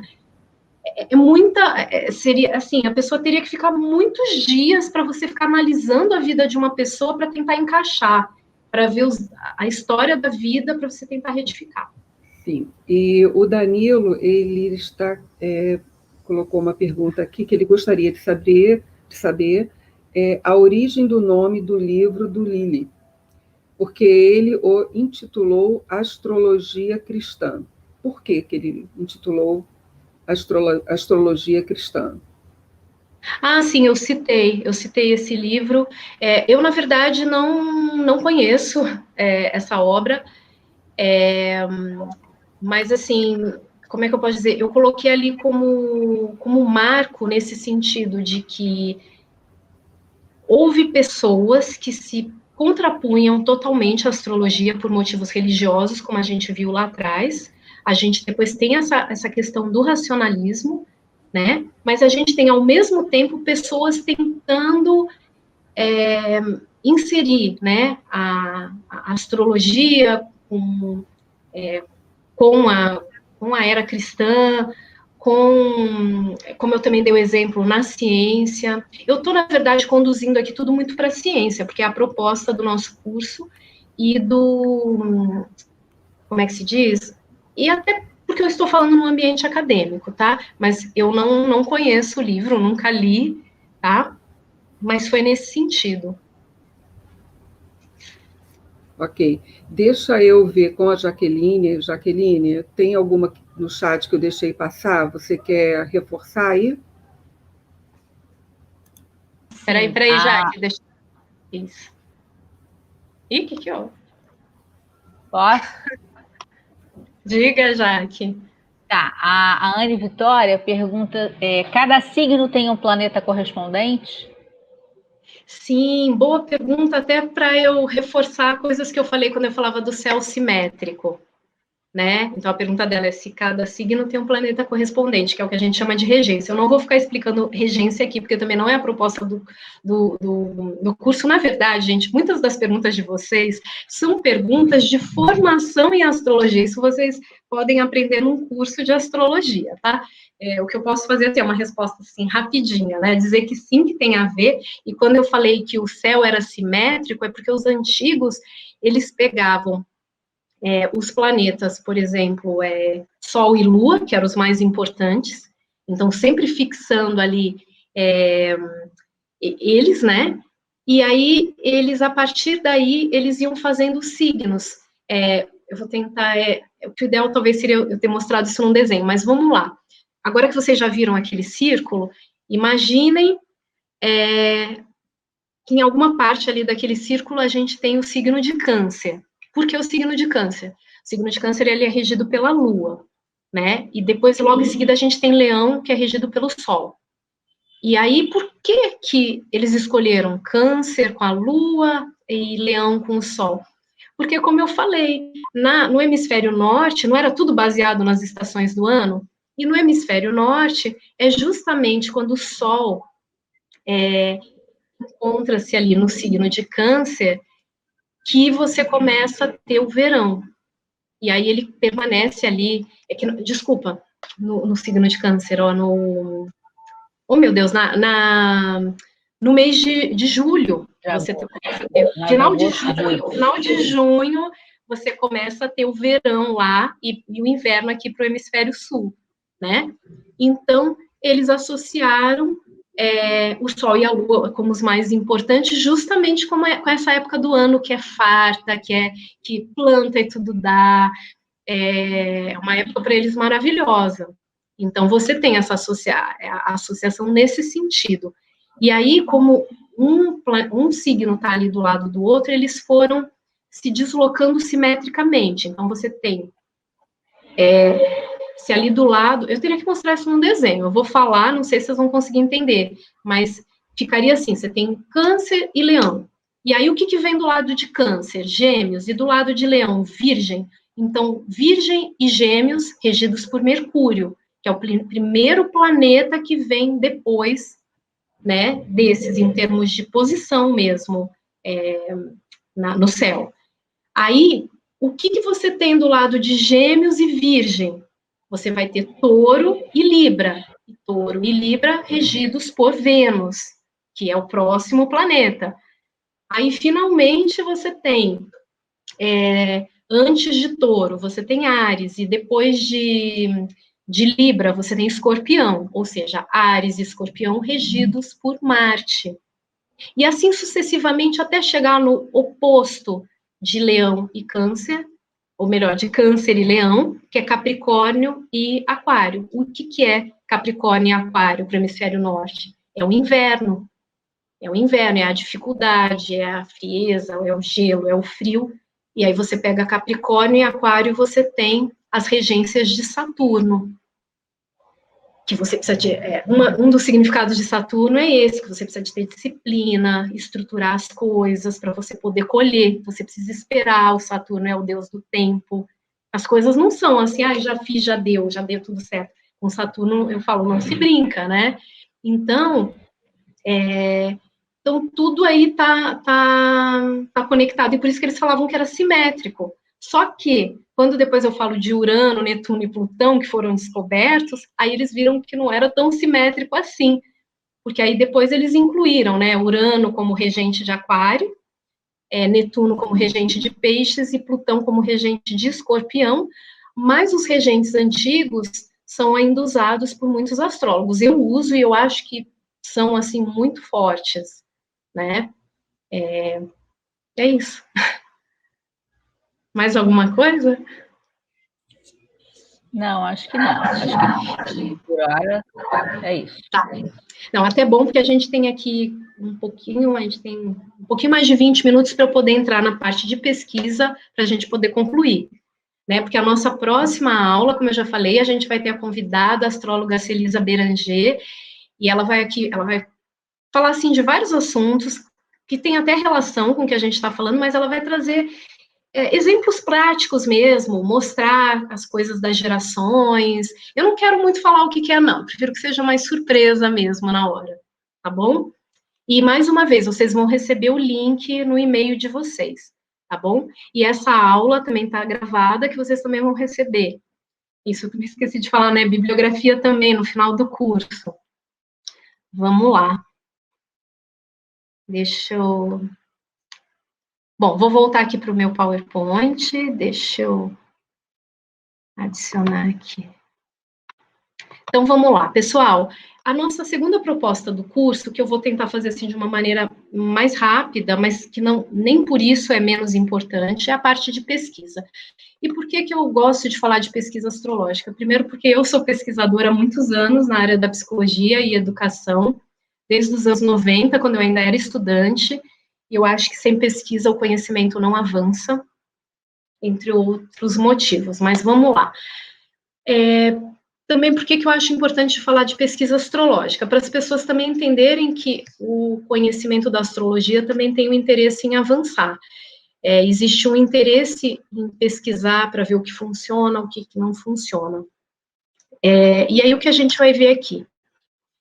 Essas pesquisas começaram a existir mais recentemente nessa linha da pesquisa empírica, né, que era o que eu estava falando hoje mais no início da aula.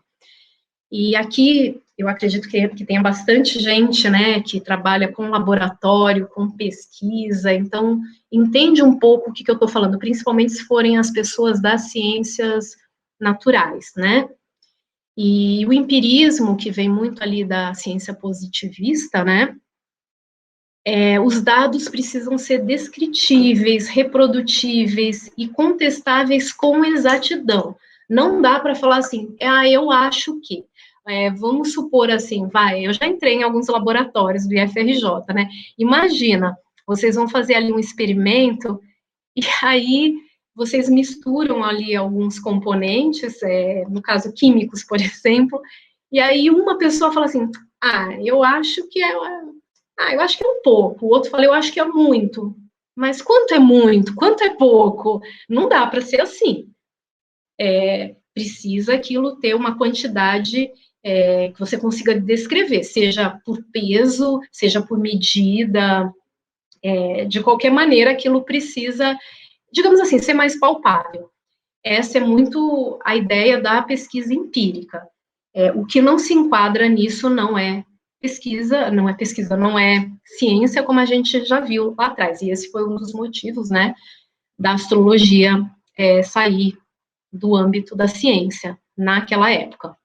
Então, os astrólogos antigos, que a gente diz que a astrologia era uma ciência, por que era uma ciência?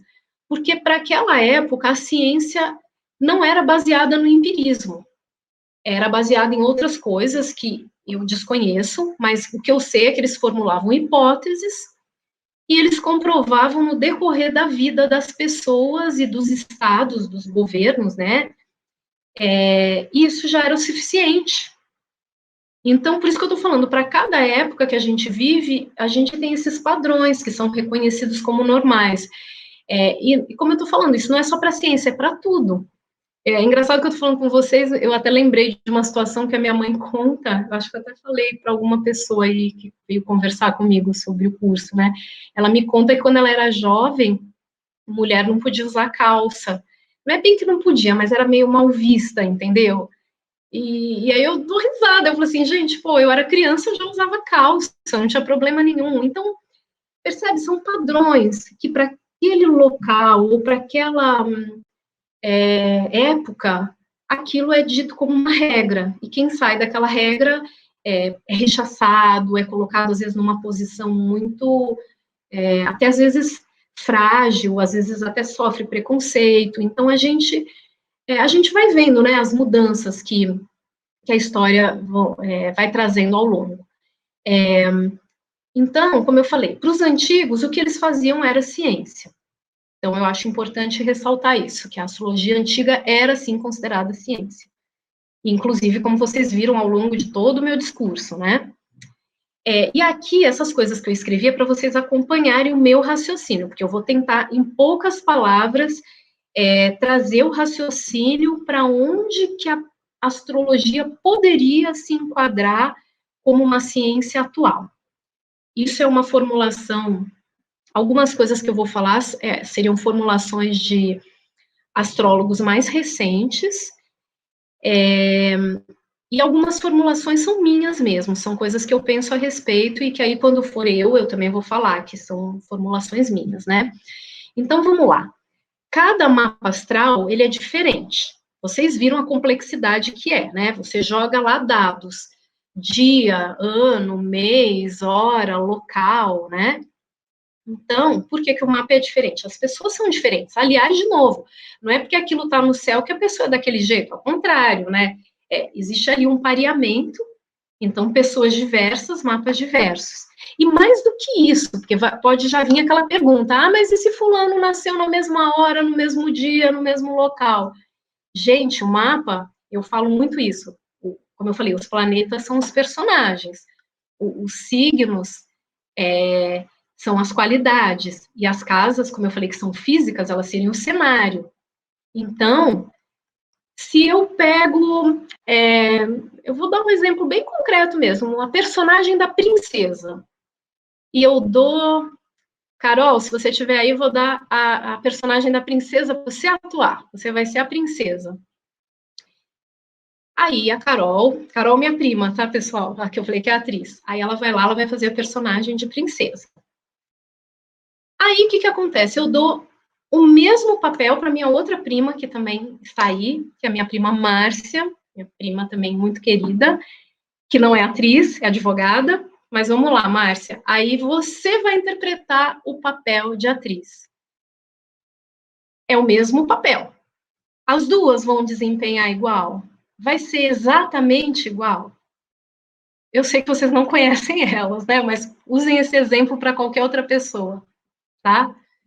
Com certeza não vai ser igual.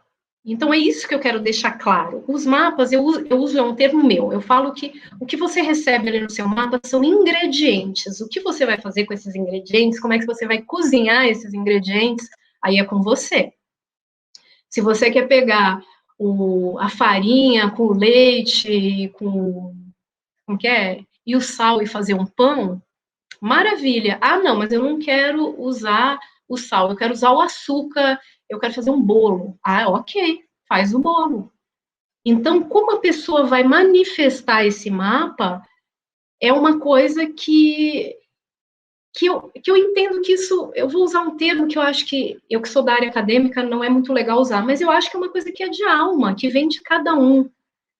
Então, esse controle total você não vai ter quando você lê um mapa. Você vai passar para a pessoa as qualidades, as dificuldades, o que ela tem ali disponível para ela. O que ela vai fazer com isso é outra história. E é por isso que o papel do astrólogo é importante, para direcionar, para mostrar direcionar não no sentido faça isso.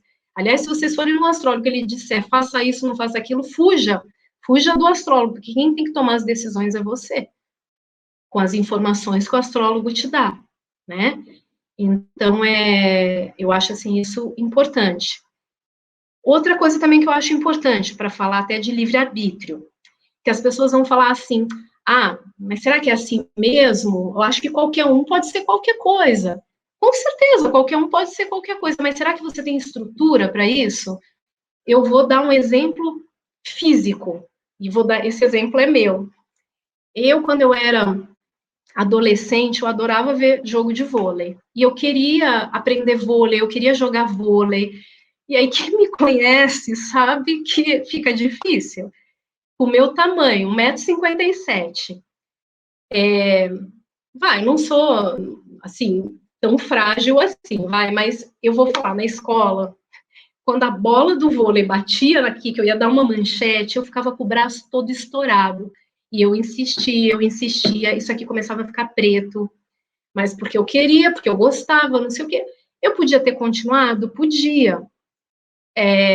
Mas eu acho que seria muito difícil que eu viesse a ser uma jogadora de vôlei da seleção, entendeu? De repente da seleção do Japão, quem sabe, né? Mas, assim, vocês entendem onde eu quero chegar?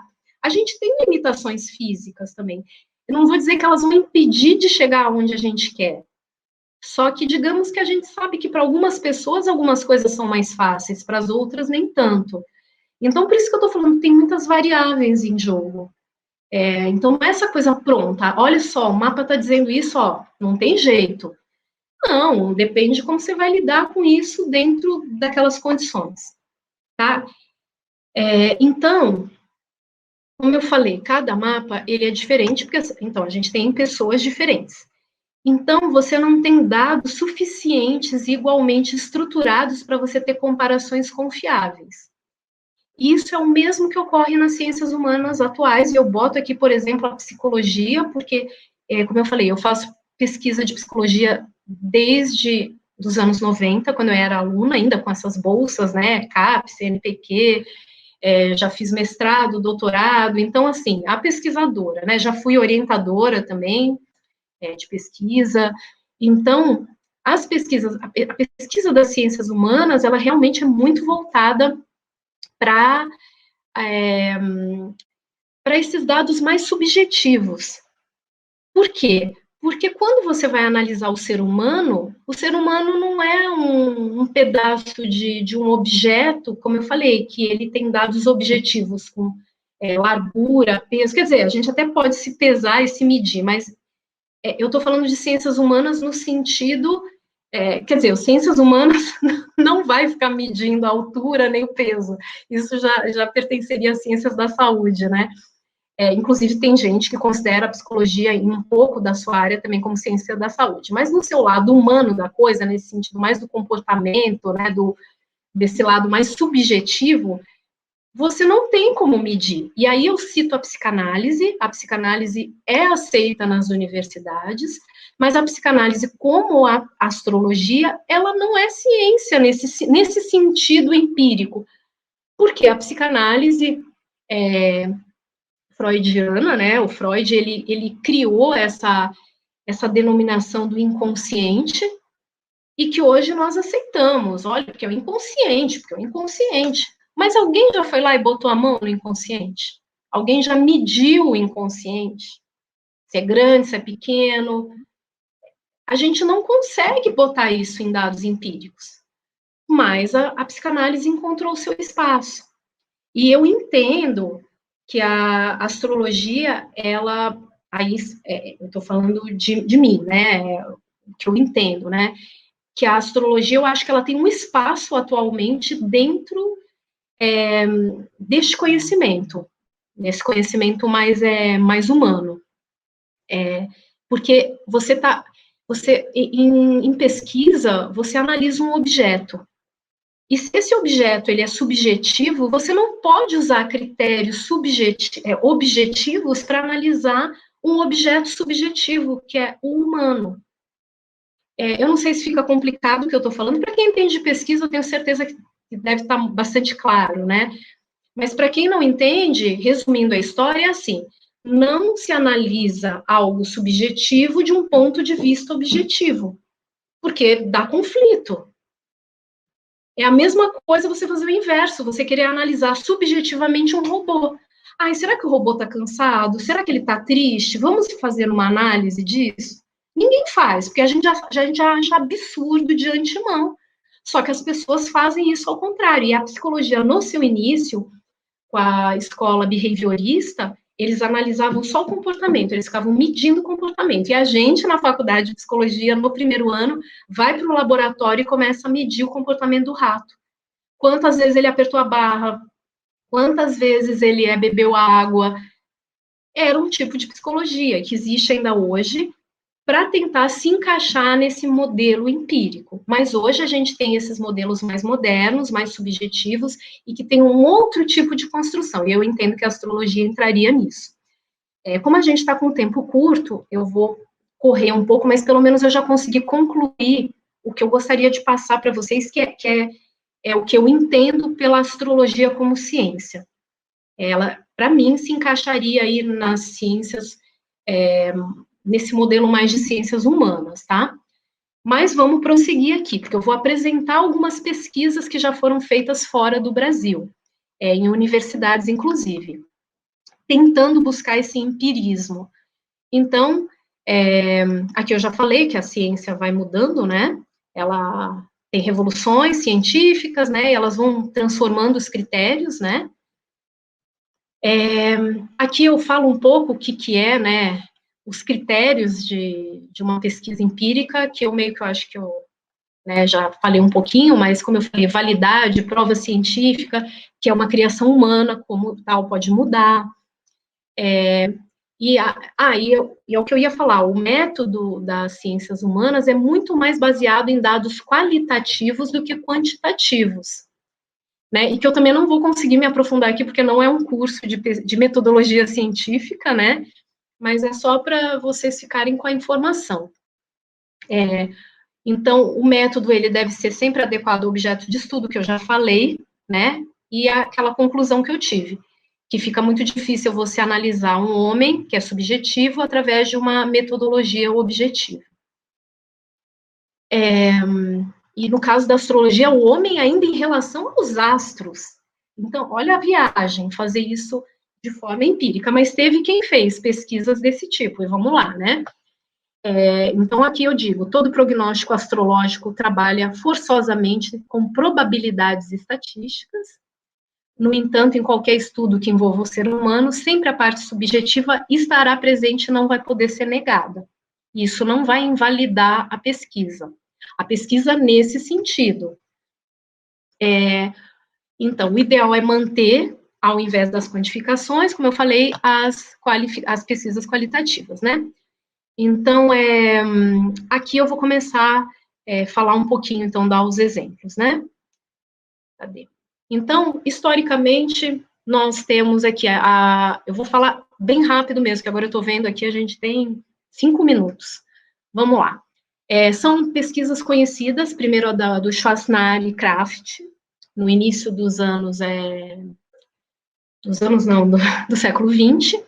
Eles fizeram aquelas pesquisas, tentaram fazer pesquisa estatística mesmo. Eles perceberam que eles queriam ver uma hereditariedade na astrologia, hereditariedade entre aspas, gente, embora eu não tenha botado aqui. Eles concluíram que havia uma tendência para que as crianças nascessem com o Sol, a Lua e ascendente ou meio do céu no mesmo signo dos pais. Essa foi a conclusão. Eu não botei aqui a metodologia, assim, o passo a passo, né? Mas eles fizeram, as pesquisas estatísticas eram assim, eles pegavam o mapa de uma galera, e aí eles faziam as correlações estatísticas mesmo, e eles encontraram isso. Então, eles dão aqui a explicação, que a criança não tem tal caráter por nascer em um dado momento, ela nasce no tal momento, porque por hereditariedade terá tal caráter. Em seguida, em 1939, a gente tem a pesquisa do Kraft, que é um estatístico suíço, e ele enfatizou algumas afirmativas do Schwarznaer, né, nesse seu traté d'astrobiologie, não sei falar francês. Então, o homem não vem ao mundo sob um céu qualquer, mas sob um céu que mostra semelhança marcante com o céu de nascimento de outros membros de sua família. Então, essa foi essa tendência a fazer essas pesquisas de hereditariedade. Hereditariedade nesse sentido, das pessoas de uma mesma família apresentarem mapas com algumas coisas semelhantes. Essa é uma das pesquisas mais famosas de astrologia, que é do Michel Gauquelin, na década de 50. Ele coletou mais de 50 mil mapas astrais, com a intenção realmente de contestar a astrologia, gente. Não é constatar que ela era válida, não, porque ele leu as pesquisas do Schwarznaer e do Kraft, e ele falou, não, imagina, esses caras estão loucos, a astrologia não existe. Eu vou fazer e vou provar que vai dar errado. E aí ele pega 50 mapas, e aí ele analisa grupos profissionais. Grupos profissionais que eu estou falando assim, grupo, por exemplo, grupo de enfermeiros, grupos de médicos, né? E aí ele queria ver se dava alguma relação. E aí foi muito interessante, porque ele encontrou as relações, ele queria não encontrar, e encontrou, para surpresa dele. E aí, o que ele constatou? Que em grupos de milhares de atletas, o planeta Marte encontrava-se ascendendo ou culminando. O que significa isso? Ascender ou culminar. Ascender é próximo do ascendente, na linha do horizonte, ou culminando, que eu falei que é aquela linha que vai lá para o meio do céu. Ou seja, ele começou a ver relação do planeta Marte com a casa 1 ou a casa 10, ou as casas que antecedem, que estão muito próximas ali àquela divisão. Para quem é astrólogo, sabe o que eu estou falando, né? Que às vezes um planeta não está na casa 10, mas ele está no finzinho da casa 9, então, por orbe, ele já é considerado no meio do céu, entrando ali na casa 10, né? Então, o mesmo ocorria também com o grupo de soldados e com cientistas, só que no caso dos cientistas não era só o Marte, era o Marte em combinação com Saturno. Então, a coisa ali já era um pouquinho mais refinada, né? No grupo de escritores, pintores e músicos, o resultado era justamente o inverso, as pessoas tinham um Marte mais fraco. E aí ele concluiu, eu coloquei concluíram, porque na verdade ele começou a pesquisa ele sozinho, mas depois a esposa dele começou a coletar os dados com ele, né? E eles concluíram que as posições planetárias não sugerem uma profissão concreta, mas elas correspondem a características pessoais favoráveis àquelas profissões, ou seja, um atleta ou um soldado precisa de coragem, de força física, de iniciativa, de espírito de combate, de competitividade, que são muitas características marcianas, né? Ela acaba validando a força dos eixos principais do mapa, ou seja, é como se ela desse força, do tipo, vamos lá, vamos fazer mais pesquisa, vamos melhorar esses métodos, né? E, então, fundamentou a premissa astrológica de uma correlação entre a posição dos astros no nascimento e a personalidade, e ainda confirmou os significados astrológicos dos astros, porque depois, além de Marte, eles fizeram para os outros planetas, né? Bom, eu estou vendo que a gente vai, infelizmente, já são 8 horas, então eu não vou descrever as outras pesquisas, eu vou só citar. Essa pesquisa também aqui seria muito famosa, que é o famoso Carl Gustav Jung, né, que é o psicólogo junguiano, né, suíço.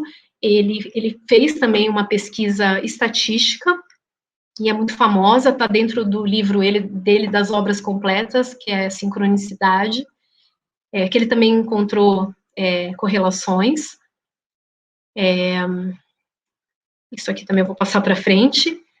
Isso aqui também é uma pesquisa bastante importante, né? Depois eu vou passar para vocês esse PowerPoint, aí vocês podem ler aqui o resumo, né? Mas também, como eu vou passar a bibliografia, vocês também podem correr atrás, quem quiser, tiver interesse, para saber mais a fundo essas pesquisas. A gente tem aqui também a pesquisa do discípulo Miele, na Itália, na Universidade de Nápoles, que era do Departamento de Matemática e Estatística, né? E que também acaba confirmando fatos astrológicos, no caso aqui também em relação à hereditariedade. Aqui está descrita a pesquisa, que eu também não vou ficar falando. E aqui eu quis finalizar com o Brasil. No Brasil, a gente praticamente não tem pesquisas, tem poucas pessoas preocupadas com isso, e aqui eu cito a astróloga Celisa Beranger, que eu estudo com ela, trabalho, e realmente, assim, ela com outros autores, em 1999, eles replicaram essas pesquisas, mas com mapas brasileiros, e obtiveram alguns resultados diferentes que ela mesma atribui a questões também culturais, né? E, então, assim, deixa eu fechar aqui. Como eu falei, essa astróloga é a que vai estar no nosso próximo encontro. Deixa eu parar aqui de compartilhar. Então, assim, eu termino aqui o nosso encontro de hoje justamente falando dela, já para dar introdução para o nosso próximo encontro. É uma astróloga com muita experiência. Ela, na verdade, tem uma formação em arquitetura e urbanismo pela UFRJ. Ela é uma grande estudiosa da astrologia, é uma pessoa muito dedicada. Eu admiro muito o trabalho dela. Como eu já contei aqui, eu já durante muitos anos estudo astrologia. Desde 2004 eu já fiz curso em São Paulo, em Santos, até mesmo em Portugal. Mas eu considero mesmo ela uma astróloga realmente muito séria, não só nos seus estudos, no seu aprofundamento, mas como profissional, uma pessoa muito ética. Então, vai ser muito legal ela poder, o que ela vai passar aqui para vocês podem ter certeza que é de um embasamento muito grande, né? E é isso. Eu não sei se vocês tiverem disponibilidade, eu ainda posso responder algumas perguntas, posso ficar mais uns 5, 10 minutinhos, mas aí vai de vocês, preciso saber, né? Rosângela e Jaque, se vocês quiserem, ainda puderem, eu gostaria de pelo menos responder 1 ou 2 perguntinhas, e aí a gente encerra. Temos uma frase aqui da Kátia, a minha linda amiga Caterine, minha amiga de colégio, que eu gosto muito, não preciso agradecer, você é sempre bem-vinda, Ká. E vamos lá, Rosângela. Eu vou continuar lendo aqui, mas olha, estou adorando. Não sei se a Marisa conheceu, mas uma astróloga brasileira, Lídia Weiner, sei quem é, sim, falecida em janeiro desse ano, também tinha várias pesquisas sobre astrologia relacionada a câncer, obesidade. Sim, nós temos, como eu falei, nós temos outros astrólogos. Eu só quis dizer que no Brasil ainda não tem, isso não é uma coisa muito expoente. Eu poderia também citar um astrólogo da Universidade de Brasília, que tentou colocar dentro da Universidade de Brasília um departamento sobre astrologia. E é Francisco Seabra o nome dele, e parece que a coisa ali, no momento, está meio parada, mas seria um nome que eu citaria, embora eu não o conheço, mas conheço sim, e infelizmente ela faleceu, eu conheço ela pessoalmente, dos congressos aí que a gente frequenta. Professora Kátia Falcão, eu aqui buscando pesquisadores, sim. Eu te conheci no Instagram, você veio falar comigo, que bom que você está aqui, espero que tenha gostado do curso. Bom, Rosângela, alguma pergunta? Sim, a professora Celise é uma pesquisadora reconhecida internacionalmente, inclusive ela participa de vários eventos internacionais, ela é sempre convidada, e não tem jeito, eu admiro ela pra caramba e fico muito feliz dela vir participar aqui do nosso curso. Diga, Rosângela. Ah, Jéssica.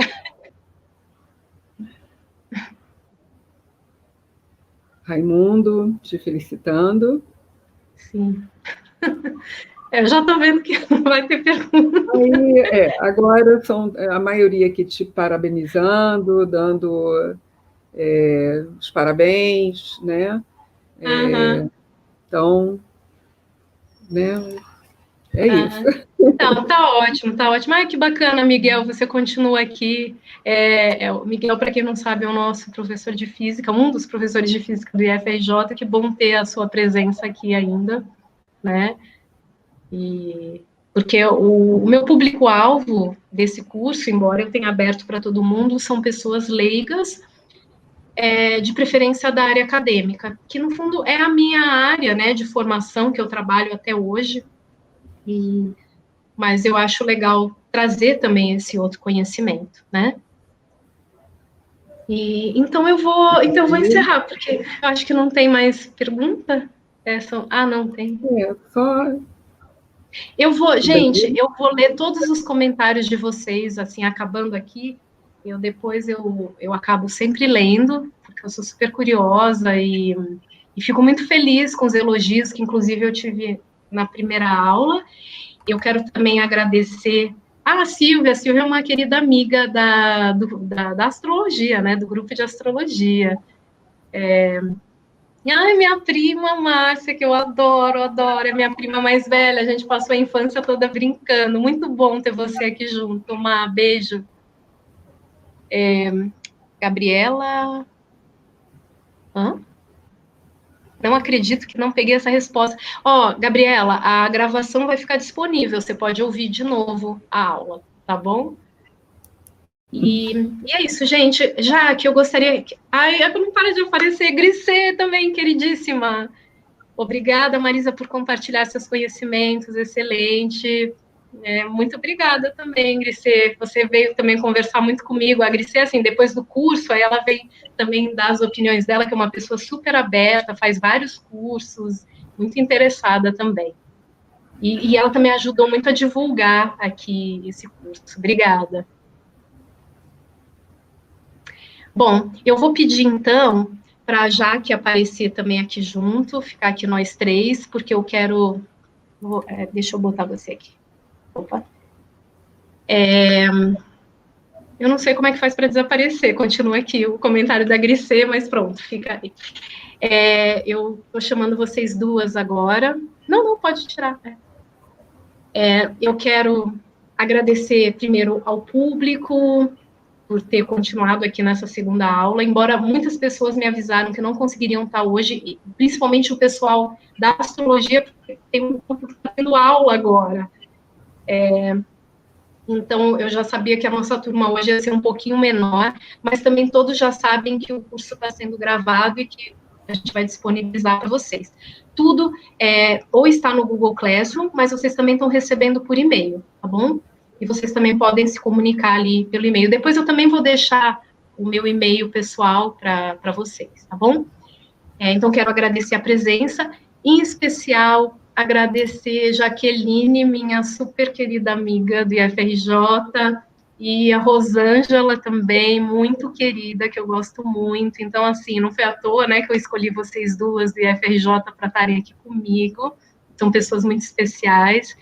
E a Jaqueline, inclusive, vou contar aqui, entre outras pessoas, que há muitos anos fica, Marisa, você tem que trabalhar com isso, você tem que fazer um curso disso para as pessoas. Então, a Jaque é uma das grandes incentivadoras, né? já fiz mapa para as filhas dela, para ela, enfim, entre outras pessoas da FRJ. E então eu quero muito agradecer vocês duas por toda a ajuda, comprometimento e essa força, né, que conta muito. E a nossa aluna voluntária, Isabela, está fazendo um lindo trabalho aqui hoje no YouTube, tá bom? Então, vou me despedir aqui. Obrigada pela presença de todos. Beijo. Marisa, só lembrando para as pessoas preencherem o formulário de presença que está lá no chat, tá? Ah, tá, eu não sabia. Olha, isso que eu sou da comissão, né? Eu não sabia. Tá lá no próprio chat, disponível, né? É isso? Isso, tá aí no chat. Só então, copiar, abrir, tá bom? Então tá ótimo.